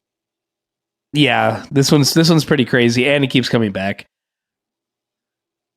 Because Just a Scratch, that model frustrates me. It actively frustrates me. It's so hard to kill with anything that has like an 8-inch. You know, it's ridiculous. You have to kill this guy in range basically, because you have to try to get rid of the Oubliex first, and then you have to try to like really make sure he dies. It's a tough model. We got the blooded. Blooded still have blood tokens. Cool. They have gaze of the stuff. The symbols of Bloody Warship. They can gain one. They get 1 wound back. That's cool. 16 wounds, 5 saves, 6 wounds, 2 APL. Rending and shock. He takes 2 APL to pick up stuff. When he charges, it does D3 damage. That feels right. He would just be hitting shit. Like that's his thing, You can ignore damage, APL to his moves. Yeah, for Chem enhanced. Interesting. I mean, he seems pretty good. 4 attacks, 5, 6 damage, rending shock, still don't know what those mean. It's very, very useful. Thanks, Games Workshop. We'll get it pretty soon. Felgor Ravagers. Frenzy. Frenzy is exactly the same. No, not really. It's only incapacitated as detailed overleaf. What? Basically, what does overleaf mean? Is that a Pokemon? No, it's just referring. That's a good joke, but it's referring to the things below. This is how it so down here. Down here. Why would you? Yeah, I know it's a weird formatting. Like it would be like incapacitated as detailed below. What does overleaf even mean? Let's look it up. I'm curious now. Overleaf. We're getting a lesson here, guys. Overleaf. Dude, if it's a Pokemon. Used in books and magazines to say that something is on the other side of the page you are reading. That is not on the other side. This is literally below it. It should just say as detailed below. But okay, I'm not writing these. Whatever. So one thing is like you have to have it on engage. You cannot have a conceal. It's injured. It cannot perform the pickup marker or mission action for the purposes of determining its control of markers. Treat its APL of 1. This takes precedence all over stat changes. So that's good. Technically, it works the same as it used to, but a little bit different. But it cannot perform the pickup marker mission action, excluding operate hatch. So dead homies can open doors and close doors, which is cool, I guess. Yeah, I think that's a good way to use them. Change. Yeah. A friendly Felgor operative has one of your following frenzy tokens. It is incapacitated when it's met the following. Its activation, the enemy operative is fighting, retaliating, strikes with a critical. I think this is the same. 2 different fight act hits, shooting, crit damage, battle ends. Resolve this before any victory conditions that resolve at the end of the battle. That's good. I didn't used to have that sentence. Yes, and this is that was one of the big things is that so. And it specifically says your opponent treats Felgor Ravager operatives as being incapacitated instead of when it would be incapacitated normally. When it gains one of your frenzy tokens for the purposes of scoring VP, kill op, faction rules. This is big. Because before, thank goodness. Yeah, because before it was only like a handful. Yeah. So this is good. Now it's saying pretty much for everything. Everyone gets it now for anything that involves incapacitating, which is what it should always be. Warpaint is only the move stat. Cool. It stops. Yeah. It's just like stims, right? Yeah, and then violent temperament is the same. The gong looks like it's pretty much the same. Improve the save stat by 1, ignoring the piercing rule. Interesting. Cool. 10 wounds. 10 wounds. They still used to have 10? Yeah, they used to have 10 wounds before. So okay. we're just making sure. Did they have a 4-up save though? It's disgusting. I'm wondering if they had a 4-up save. Did you read Chaos Cults? Are they the same? I have not read Chaos Cults because Chaos Cults, much like other people, I'm not aesthetically into them. So I would never play I have them. to digest some of this stuff slowly. And I know things have been coming out. But, I'm also working a lot. So we're going back and forth reading these guys. What is this guy? Okay. So this is different. So you can mutate a number of friendly Chaos Cult operatives based on the turning point as follows. Turning point 1 is 2. Turning point 2 is 2. Turning point 3 is 3. And turning point 4 is 4. Oh, 4 so they plus. Just made the team better. They just 4 plus? What do you mean 4 plus? I'm going to assume there's like 4 plus. I'm going to assume multiplayer games get more, competitive games probably don't. We'll have to see. That's what I'm assuming. Does this mean there's going to be more than 4 turning points? Probably not for competitive. I think they nailed it down with 4. They're perfect with 4. But I could see it for other formats. Like if you make up your own formats, This way this is just like a net. Like if your friends are like, we're going to play 8 rounds. Okay, cool. That's how I think of it as. So whenever a friendly devotee operative incapacitates an enemy within its control range, it can mutate. Each operative cannot mutate more than once per turning point. Thank goodness. When a friendly operative mutates, select one of the following. If it's a devotee operative, turn it into a mutant operative. If it's a mutant operative, turn it into a torment operative max once per turning point. So you can only get torment once per turning point. Wow. Nice. That's good. Nice. That's good. So you're ever only going to get 3 torments in the game. Wow. That's really good. Nice. This team will never be played. You cannot have Never be more played than to the 5 capacity, you know? People can prove me wrong. You can never have more than 5 mutant operatives and 3 torment operatives at once. Wow. So the most you can ever have at torment wise is 3 in a game, right? Unless if it goes to 5 rounds, 6 rounds, whatever. Swap the miniatures, ensuring the center of the new base as close as possible as to where it was. The new operative loses a number of wounds equal to the lost wounds preceding its operative's type. What? The new operative type loses a number of wounds equal to the lost wounds of its preceding operative type. So if a cult member lost 4, turns into a mutant, the mutant loses 4 wounds. Dude, how did Kill Team get more wordy? So like if I'm assuming, let's see, do they show anything? They don't. They show the Blessed Blade. Cool. So if the cult guy has 7 wounds, takes 4, he has 3, and the mutant, let's say, has 10 wounds, you subtract 4 from 10 and you get 6 wounds. But then you also add wounds when you mutate too, right? It can regain D3 plus 1. No idea. This is going to be an interesting one for players. No idea. I think we're going to have to get more info on this team. They're going to be a little mathy. Not terribly crunchy, but mathy, you know. Shitness gives +1 to its save, so it goes from do they have a 6-up save? No, they don't show any. This is a Blessed Blade. Yeah, exactly. I could pull up the old ones and just kind of see what they used to do. I don't think we should repair it. I don't. Right. The closest we can do is just kind of look at it and pray that it's similar. And I'm just assuming it's probably going to have like a 4-up armor, maybe. Did it have a 4-up before? I can't remember. Whatever it had before. Yeah, I don't know.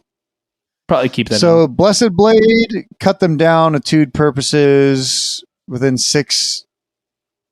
So they have super GA to right. They did that before. Within 6 though now. I don't know if it was like that before within 6. I feel like it was. Well, regardless, yeah, so they can do it 6 now. 5-up save, 8 wounds, lethal 5 for the blades. Enemy operative performs a fallback. Within control range of this operative, you can use this rule. If you do so, inflict D3 plus 1 damage on that enemy operative before it moves. If that enemy operative is within control range of these 2 operatives, inflict 2d3 plus 2 instead. What is cut them down? This is a Blessed Blade thing. Whenever an enemy operative performs the fallback action, while within control range of this thing, you can do D3 plus 1. So they're just making sure that a lot of teams can't fall back from stuff. They don't want you to fall back. That's kind of the trick, you know? Yeah, if he's in control range of both of the operatives, then you're going to do 2d3 plus 2. So minimum 4, maximum 8. Yeah, if you're in both. It makes it really brutal to like. You could just do a tune in purpose to swarm somebody and force them to run away from you, and you could kill them, which is pretty strong. Yeah, 4 attacks, hitting on 4s, 4/6 damage, lethal 5. So it would be great as an elf dude, right? You could like charge like 6 elves into this guy, right? And then you could like fall back with a dude. Oh, and the you Corsairs? could like roll. Yeah, you could roll like 8 damage, kill that guy, right? And then you can be like, well, I'm going to roll like 10d3. And I'm gonna kill your guy right back. Who? I think like that's gonna be an interesting one, right? Like, you know, how the damage will be done. I'm looking forward to seeing that conundrum. Yeah, it's gonna be interesting. So we have Xenos and we have Space Marines and Heretics, right? Yep, Xenos. So Xenos, we have Orcs. Commandos, which I like this paint job. It's nice. The green is very classic, very attractive. Classic green. They have Harpoon. Who cares? The Harpoon is better now because before it was only on one guy. Now everybody, save for the Grot and the Squig, can use it, but only once per turn. Then they show a comms boy who does what? The same exact thing. I think they're bringing it in line with whatever the new addition is, and of course the pistol range is now 8 inches. Whoa! Select one other friendly, excluding the command Squig. Okay. Excluding the bomb Squig. Okay. I thought that you could only give the bomb Squig. No, could you imagine? That'd be nuts. Now, Farstalkers, this is a change here. This is some changes. Farstalkers? Yeah, they got some changes. I'm leaning down in my chair, so I'm gonna. All right. Farstalkers. What do we do? What are we doing here? They're gonna hopefully see their time in the sun. They have a pistolier. Why are all these articles way shorter than like it's like the dude who is writing these articles got like really lazy. Some of the previous articles were super long. Look at commandos.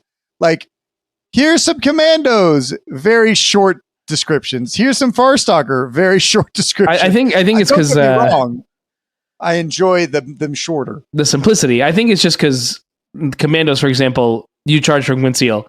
Not much more to describe, you know? So it's just like that's pretty easy to understand. I mean, there's nothing jumping out at me with the crew. What you said? It's a special ability. In the ready step of each strategy phase, you can change the order of up to 3 friendly Farstalker Kinband operatives that are not within control range of enemy operatives. And then whenever it's your turn to counteract, you can change the order of one of your friendly Farstalker Kinband operatives that's not within control range of enemy operatives. This still counts as your counteracting, so activation alternates back to your opponent afterwards, but doesn't count as that friendly operative's counteraction for this turning point. That's pretty nuts. This is garbage. This is garbage. Getting to go into conceal, like, you run up, shoot somebody and engage. Giacomo, by the time that you're going to counteract most other teams, well, no, ignore that one. We don't really care about that rule, right? Because you have a lot of bodies, so you're probably not doing that. It's the strategy phase where you can change 3 operatives' orders. That's big. So you could be like really aggressive in the first turn at the end of the turn, and then be like, I know I'm going to transform them into conceal, so I won't be shot. Oh, okay, I can see that. Okay. That's pretty useful. The counteract one is kind of it's cool if you pull it off, but the main one is that one, because the previous one where they were like rogue was kind of weird, and it was just whatever. So this one gives them like an option, or if you know you're going to get the first turn, you're fairly certain, you can be like, I'm going to switch them to engage and get them ready now or something. Really, you want to use this for defense. So defensive plays. This guy, they can fall back for 1. They have some stun rules. This guy can shoot. And toxin twice, shot probably. Can is this toxin shot's the same, more or less, but now everybody can use it, because before it was limited, so it was just once. So now at least we're moving on to Pathfinders. Are they busted? Marker lights got a little easier. You have to do the marker light action, which not everyone has. Oh, and operatives who do like a move type action, like dash, charge, fall back, or reposition, remove a marker light off of them. Nice. That's a big one. So you can't just like stack and be like, I'm going to get it regardless. And there's only 4 things for marker lights: saturate, balanced, target, cannot be obscured, and then seek light. In that order: 1, 2, 3, 4. At least they can't seek heavy. That's nice. Yeah, thank God. So a photon grenade. It's cool. It's a little easier to work now. It just mostly fixed the wording. I'm mostly interested in what their pulse carbines can do. Hitting on 3s. Okay, this is their leader, right? This is their leader. I was thinking the same thing. I was like, wait, what the hell? And then I realized it was the leader. Okay, 4 or 5 damage with 8 wounds. I'm okay with this. Monka, add 1 inch to the move stat of friendly Pathfinder operatives. Okay, once per battle. This is so much better than getting a free. Oh my god, so much better. Like in terms of like feels bad for your opponents too. It's just like it's just. Why didn't they just do this in the beginning last time? K-on friendly operatives can perform them free marker light action during their activation. If they have a conceal order, that's actually pretty good. That is very good, because normally marker light's 1 AP, so like it's just free and then you can move and start doing your things. You could marker light with a bunch of people and then try and shoot somebody if they're behind light cover. Start getting them for turn 2. Like it's really a prep for turn 2 team. Hopefully the team's better. We don't know. I don't know anything else about them. Hopefully they're not busted. The pulse carbine's still strong. 4 or 5 damage is still bonkers. Yeah. So if higher tech circle, that's there's the text. There it is. Here's the long one on the article. See, they gave it to you somewhere. To be honest, it's so much words. I do not want to read it. I never want to read it. They reanimate, and it's probably very similar. D3 plus wounds. It has an order of your choice. We're gonna imagine it's the exact same. Cool. It's probally very similar. You guys can enlighten us in the comments or in the Discord. We're gonna skip higher tech. We're gonna look at the operative though. That's for sure. Absolutely. 2 APL, 5-inch move. Did they always have a 5-inch move? I don't think so. I think they had a 4-inch move before. Okay. Well, that's a buff. 3+ save, 10 wounds. This is the sniper. So he's 4 attacks, hitting on 2s, 4/3 damage. Wow. Devastating 2. Heavy, dash only, piercing 1, and severe. Interesting. See, this is already nicer. Because before it was like the weapon that just couldn't do anything. What was that weapon type called? Palisade? No, it was still heavy. Okay, I thought it wasn't for some reason. Whenever this operative ends the shoot action, the target gains 1 of your death marked tokens if it wasn't incapacitated. Whenever a friendly higher-tech circle death mark operative is shooting an enemy operative that has 1 of your death marked tokens, Ooh. that friendly operative's ranged weapons have the seek weapon special rule. Interesting. Nice. That's cool. That's nice. That's so, a good. So you might want to take multiple death marks now, which is cool. Oh, you're right, because you can have one that just gives it a death mark. And for 1 APL, Wow. whenever it's shooting, an operative cannot be obscured. Wow, that's pretty good. You're not going to move them anyways. What are you going to dash and shoot? Not really. I mean, probably not. Yeah, I think your strategy is a good one. Take a few death marks, one to put the token on, one to kill them. So we have Brood Brothers next. Crossfire. I think that's mostly the same. Looks the same. Yep. Cold Insidious. Talisman. A dash action. Use this in the firefight play because this was this a problem? No, I think it was pervasive. That was the problem. The problem is that this team is okay. So the Icon Ward, this is the one they tease us about, the better version of all Vet Guard players or Vet Guard stuff. So he has a large knife, Nice. 3/5 damage, 4 attacks, hitting on 4s. Cult Icon. During determining control on an objective marker within 6 inches of this operative, treat the APL stat of friendly Brood Brother operatives that can test it as having 1 higher. If at least 1 friendly Brood Brother operative can test that marker. Okay. Right. They just count it. It's not a change. Once per turning point, and Brood by Devotion. This is an interesting thing I want to see if they changed. Mm-hmm. Once per turning point, when a ready friendly Brood Brother operative is incapacitated within 6 inches of this operative, you can use this rule. Okay, cool. Do you have to have visibility? Nope. It doesn't say visibility. Just within 6. If you do, before that operative is removed from the kill zone, it can perform 1 free action, excluding the fight and mind control. This is different. Is it? And you can change its order to do so. It's then incapacitated as normal. So you give them friendly for an activation.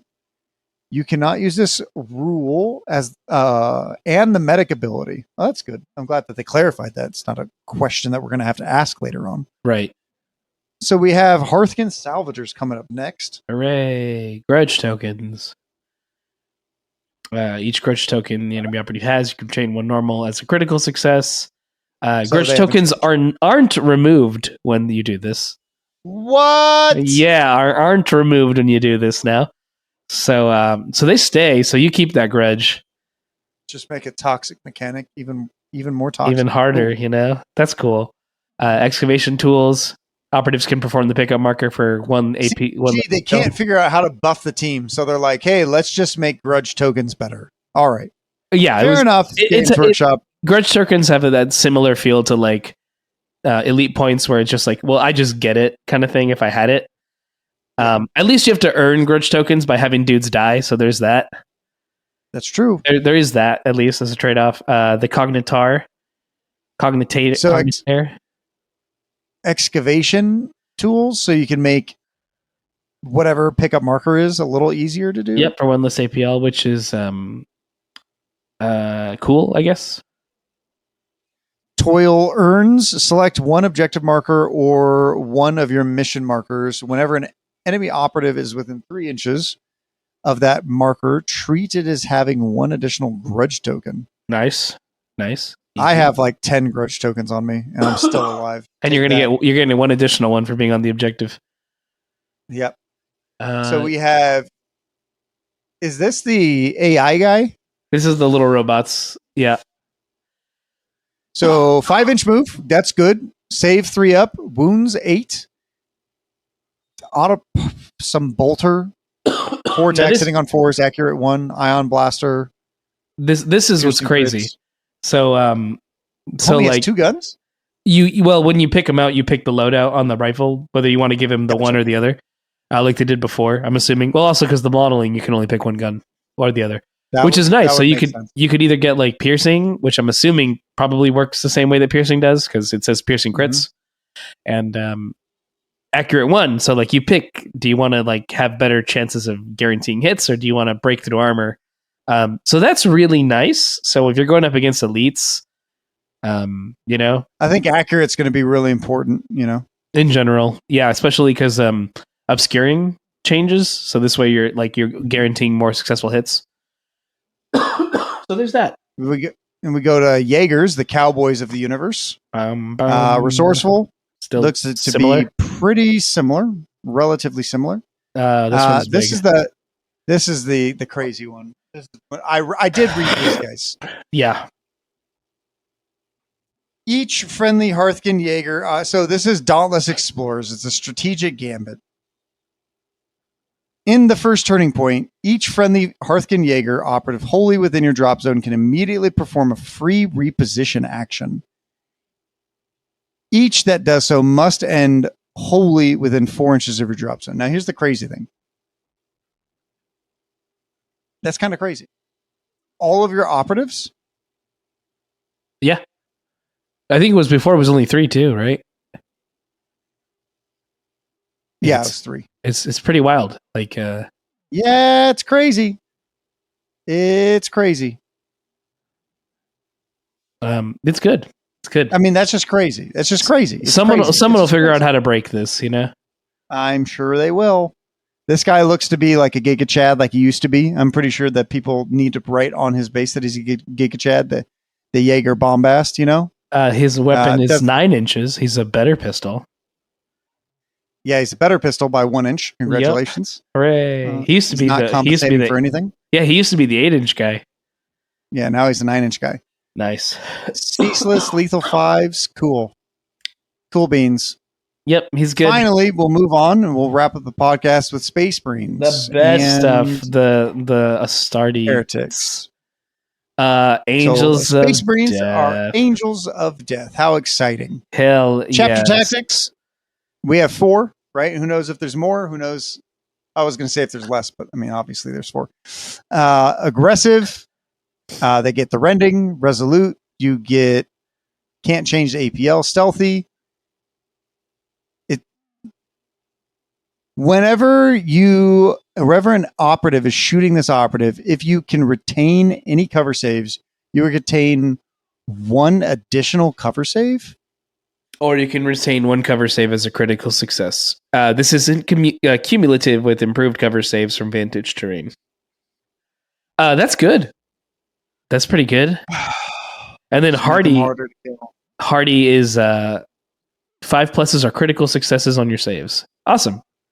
I wonder if that's going to cause problems with the new. That could be a really big thing against, depending on how mandrakes are worded, because in the last edition, this didn't affect the mandrake's soul strike ability because they specifically called out the 5-up being a save, but now this is saying defense dice results of a 5-up are critical successes. So that means that currently, if we're still going off of old rules, because I have no idea what Soul Strike is or how it's going to work. Maybe it does nothing. Maybe it's just a normal shot. You could technically save on a 1 and a 6 or 1 and a 5 if that's the case. Right. I mean, they did show Soul Strike earlier on the elf teams, so it makes they showed, but they didn't show what Soul Strike was. Yeah, the same thing as it was before. Oh, did they? Yeah, let me double check it. I'll pull it up. I have it right here. Pull it up, my guy. Yep. Successful defense dice are determined differently. Each result that's equal to or less than the target APL stat is a success and is retained. Each result that is higher than the target APL stat is a fail and is discarded. Each result... Oh, okay. Hold on. I think this is where this rule will be ahead. Each result that's higher than the target's APL stat, because Soul Strike would probably... Because it's the rule that's getting hit. I'm assuming that's the case. If not, technically... Does it say defense dice? Do they roll defense dice? Can you read it again? Yeah. Successful defense dice are determined differently. So each result that's equal to or less than the target APL stat is a success and is retained. Probably going to need to get an FAQ because Hardy here just says defense dice results of 5 up are critical successes. Right, and here it says anything... So which one takes precedence? Right, is my question, because otherwise this is... The Soul Strike says each result is higher. Otherwise, Space Marines would only fail on a 4-up if you took Hardy, which would be kind of nuts. Hell yeah! Having the weirdest 2-up armor save ever. I don't know why you wouldn't take it at that point. So Purity Seals. This one's cool. It changed. This is great. This is a good change. Yeah. Once per turning point. When friendly Angels of Death operative is shooting or fighting or retaliating, if you roll 2 or more fails, you can discard one of them and retain the other as a normal success. See, Space Marines are so easy to read. We don't have to read like 2 paragraphs to figure out what Frenzy does. Like this is just like, yo, you fail twice, you hit. At least one. Thanks. There you go. Beautiful. Yeah. Combat Doctrine. This one I loved. 2 are the same. Same, right? Except Assault. Assault used to be when you charged. Now it's just when you're fighting or retaliating. Oh, that's big because I always hated taking Assault because it's like, well, I'm already in combat. This is useless. And now we have Space Marine Captain. I wonder if that means we're getting Justian back. It does. They actually mentioned that up here. The Intercession Squad and Strike Force Justian. So commanders can recreate their old squad or experiment with fresh combinations. Where's this at? The paragraph right below the picture. Oh. Yeah. So cool. now we are getting Justian. Now it's official. Yeah, Justian is the thing. But now it's not Strike. Well, there's no more Strike Force Justian because Justian is just a captain. So he's just a captain. And now it's just Strike Force Marines. Captain, my captain. Angels of Death.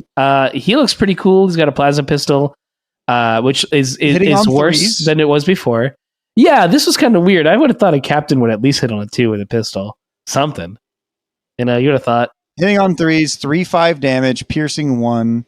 Plasma pistol supercharge is 4 attacks, hitting on 3s, 4/5 damage. Hot, lethal, piercing 1.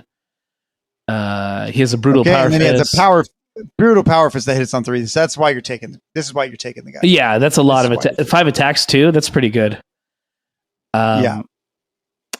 I do like his heroic leader. Yep. Can use a firefight ploy for 0 CP if this is specified. If this is the specified Angels of Death operative. So like if it's targeting him, he can use it for free on himself. Oh, okay. Yeah, it's always nice. Or the Adjust Doctrine firefight ploy for 0 CP, which whatever that is. We'll find that out. Iron Halo is once per battle, inflict normal damage on this operative. Okay. Yeah, so if it would be happening, so like if you got a hit with, let's say, 1 critical and all normals, you can ignore all those normal hits. That's pretty good, but it's only once per game, and you only need it once to survive. It's only 4 turning points. Phobos, it looks like Omni Scrambler is the same. Yep, Omni Scrambler is the same, but the Vox Breaker now can help you do it too. So before you needed to have line of sight, right? Visible. The Vox Breaker is just as long as you're within 6 inches of me, I can also trigger it. So that makes the Vox Breaker better, which I like, and you'll see it as we get lower too. G, yeah. 7-inch movement. Yep, that's a big one. 7-inch movement and 12 wounds. When we used to, I didn't even look at this guy. 15 wounds. I'm judging. 6? They're probably going to stay the same, judging by that, right? Yeah, I would assume. So 12 wounds, saves up 3 up. Yep, same, but moves faster. And 7-inch move. Ooh, that's exciting. That makes me excited. Don't forget right above you, Patient Ambush. Use this firefight ploy when it's your turn to activate a friendly operative. You can skip the activation. Oh, that's cool. Yeah, they get to just skip. And special issue ammunition, giving you piercing 1, which is cool. I like that. Scout squads, forward scouting, they have a redeploy. They can set up change instead of 1/3 of your operatives rounding up. That's crazy. Nice. Reposition, perform a free reposition action with one friendly operative that is wholly within your drop zone, must be within 3. And then diversion, once per battle, strategic gambit, select one enemy operative within 6 inches of a kill zone edge. Until the end of that operative's next activation, subtract 1 from its APL. Okay. That's interesting. Yeah, I like that one. Camel Cloak can retain an additional 1. And Sniper Rifle Guy hitting on 4 mobile. So they have a mobile version. Yep, he can run a gun. It's just a bolter. So bolter. 4 attacks, hitting on 3s, 3/4 damage. Sniper Rifle hitting on 2s, 3/3 damage. Devastating 3, heavy, and silent. Nice. So you can spend an AP force until the start of the activation. You can ignore obscuring.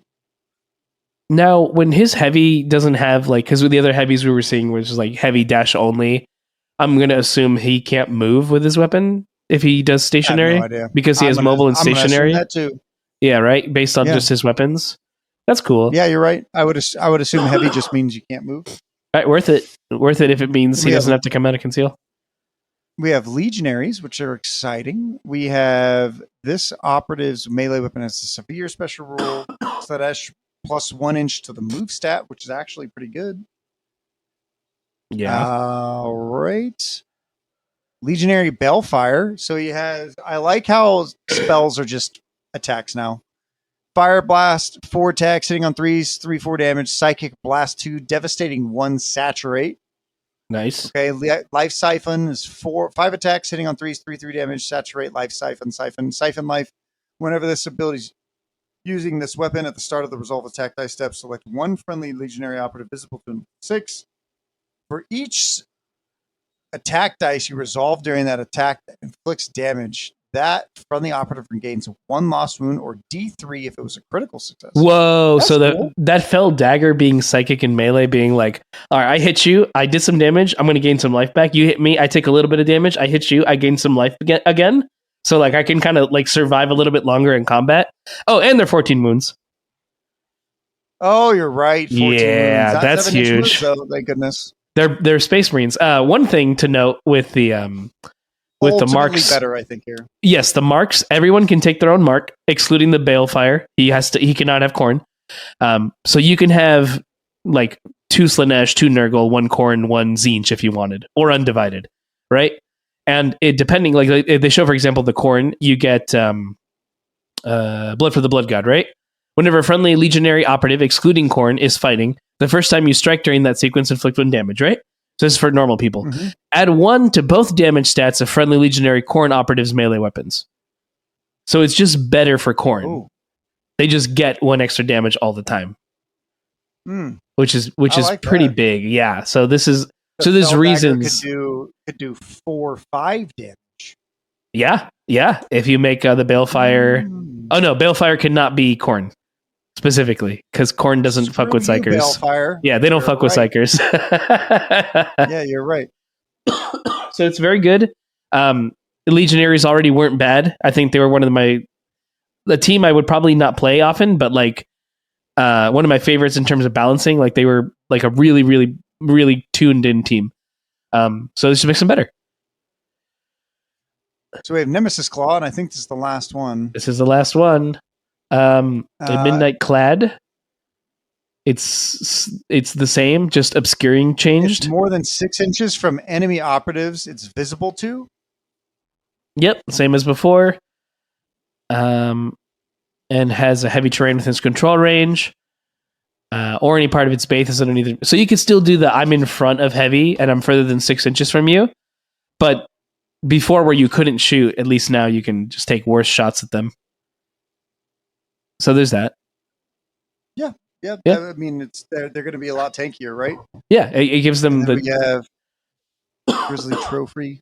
Yep, same as before. Ventriloquar, 14 wounds. Oh, they did it. They got the buff too. They did it. And they needed it, honestly. But if you're going to be an elite, you got to have... Not to say that 12 you can't do it because Phobos move faster, so that's their gimmick. And they can pass, right? So... Mm-hmm.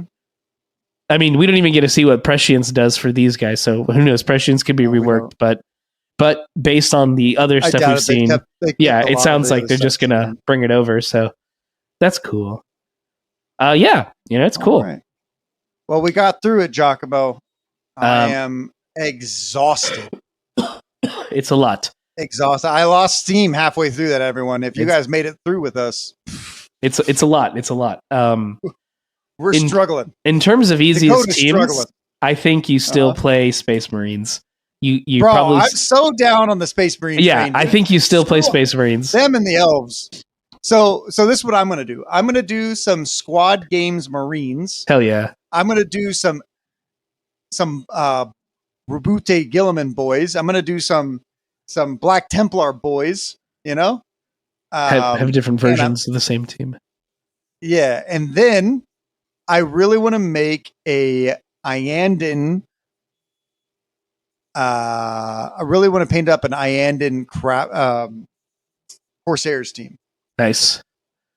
Yeah. Is there anything that you really want to hobby on right now, G? Phobos just seems fun because of these new changes. It makes me excited for them. I already have all the parts for Angels of Death, so I'll probably keep playing them for a while. I would like to separate them from my 40k stuff though, because I use a lot of it from my 40k army. But I'd like to have them like individually on their own game system. Maybe repaint them. I'm not sure what faction. If Deathwatch never gets anything, I'll do Deathwatch. But it's fair. Fair. Well, is there any shout outs you want to do before I actually just start? If people that have been watching this, they just see me getting lower and lower and lower and keep going down. In my chair. Well, let's quickly answer. I've adjusted my camera like 5 times. let's quickly answer Rob's question.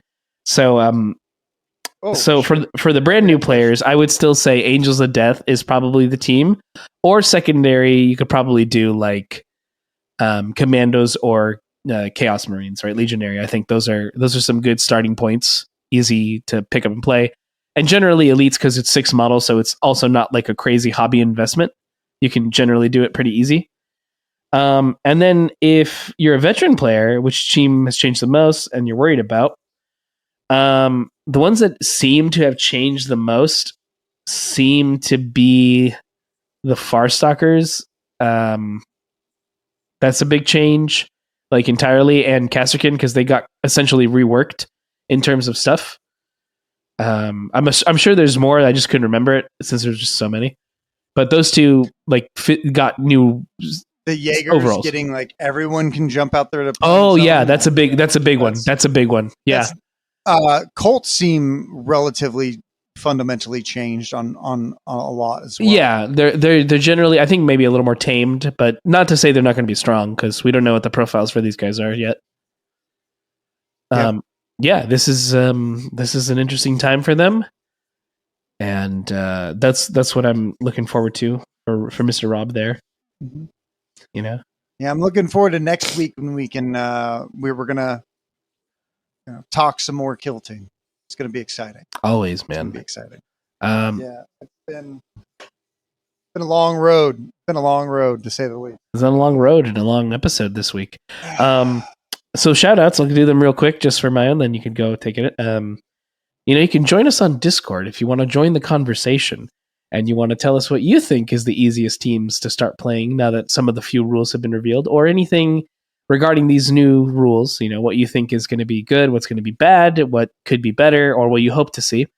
Now you can watch us on YouTube. We do battle reports. We'll be doing them more as 3rd edition comes out. We have the Hobby Highlander series, where you can see what we test out for paints and other hobby supplies. We'll have MetaWatch soonish, so you can get the last few things here of 2nd edition before, the last 2 rods, 1999. Let's get into the 2000s, baby. You can find me on Instagram at wargaming_studios. I'll be working on those Nemesis claws, finishing them up. I got to get the backpacks done. And you can find us, Squad Games, on Instagram at squad_games_entertainment. And join us there for updates and stuff. And we look forward to seeing you at AVTT if you're going. How about you, Dakotah? What do you got? Make sure you're coming out to LVO. It's going to be a fun time. Play some kill team. We're going to try and make it the best and most miraculously fun event that we can. It is our largest event. I also want to shout out Hobby Highlander again. If you guys haven't watched it, what are you doing with your life? Just put it on while you're painting. Figure out what white is actually the best white.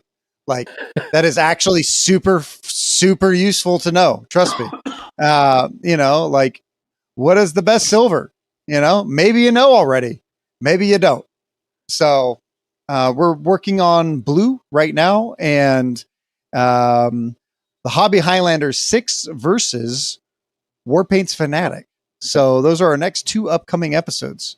So stay tuned. We're going to try to get them out a little bit more regular. But we were quite busy this past. We're quite busy. So these last few weeks. Yeah, looking forward to a little bit of sleep. But I can't sleep with the lasers running because I get paranoid that they're going to catch on fire. Yes. So dude, one of the nights, I literally took out oh man, I think I was driving down to work the next day. So I had to wake up at 4 a.m. It was like 10. I was like, yo, babe, I got to sleep in the office because I'm paranoid. I got to wake up and have these things keep running. And I went to sleep in here on an air mattress. Woke up a couple times, changed them, then woke up at 3 hours late at 7. And I was like, well, that goes late to work. Yep. Good thing my boss doesn't care. As long as you get your job done, it doesn't matter, I have a new Jimmy Kelly. I have a new name for him. He named himself. And if everyone's waited to the very end of here, you guys are going to love this. Gimme Jimmy. Gimme Jimmy. Gimme Jimmy. If it's purple, he wants it. Gimme Jimmy. Big fan. Gimme Jimmy. It's purple. Jimmy's going to want it. Hide your purple. Like he consumes purple, Yeah. Shout out to Jimmy Kelly. I think he's a good dude. I think he's building a great scene down in San Diego. A lot of fun stuff and cool stuff happening in San Diego. If you guys are around that area, I know he's going to be opening up his shop to regular kill team nights down there to teach new people. Nice. I'm going to be storing some of my terrain down there so that people can go and play on some of my stuff. So, looking forward to that. And SoCal Open is right around the corner. Oh yeah. So if you want to, that is the last West Coast golden ticket event. No matter what Cascadia says, theirs is 2 weeks before SoCal Open. SoCal Open is the final West Coast golden ticket event. If you can't get it at AVTT, if you can't get it at Killscream, come on down to SoCal Open. Join us in Atlanta, where we're going to have a fun time. Fun time fighting for international pride. Last hoorah, second edition. Here we go. Beat the Spaniards, beat the Polish, beat the British, beat the Australians for America. There you go. The Olympics of Kill Team. Olympics of Kill Team. There we go. Yeah. It's exciting. All right, guys. Yeah. And if you keep letting me talk, I'm just going. I know you're going to keep going. So let's just end it here. Thank you for listening, and we'll catch you next week. Until next time. See ya. See ya.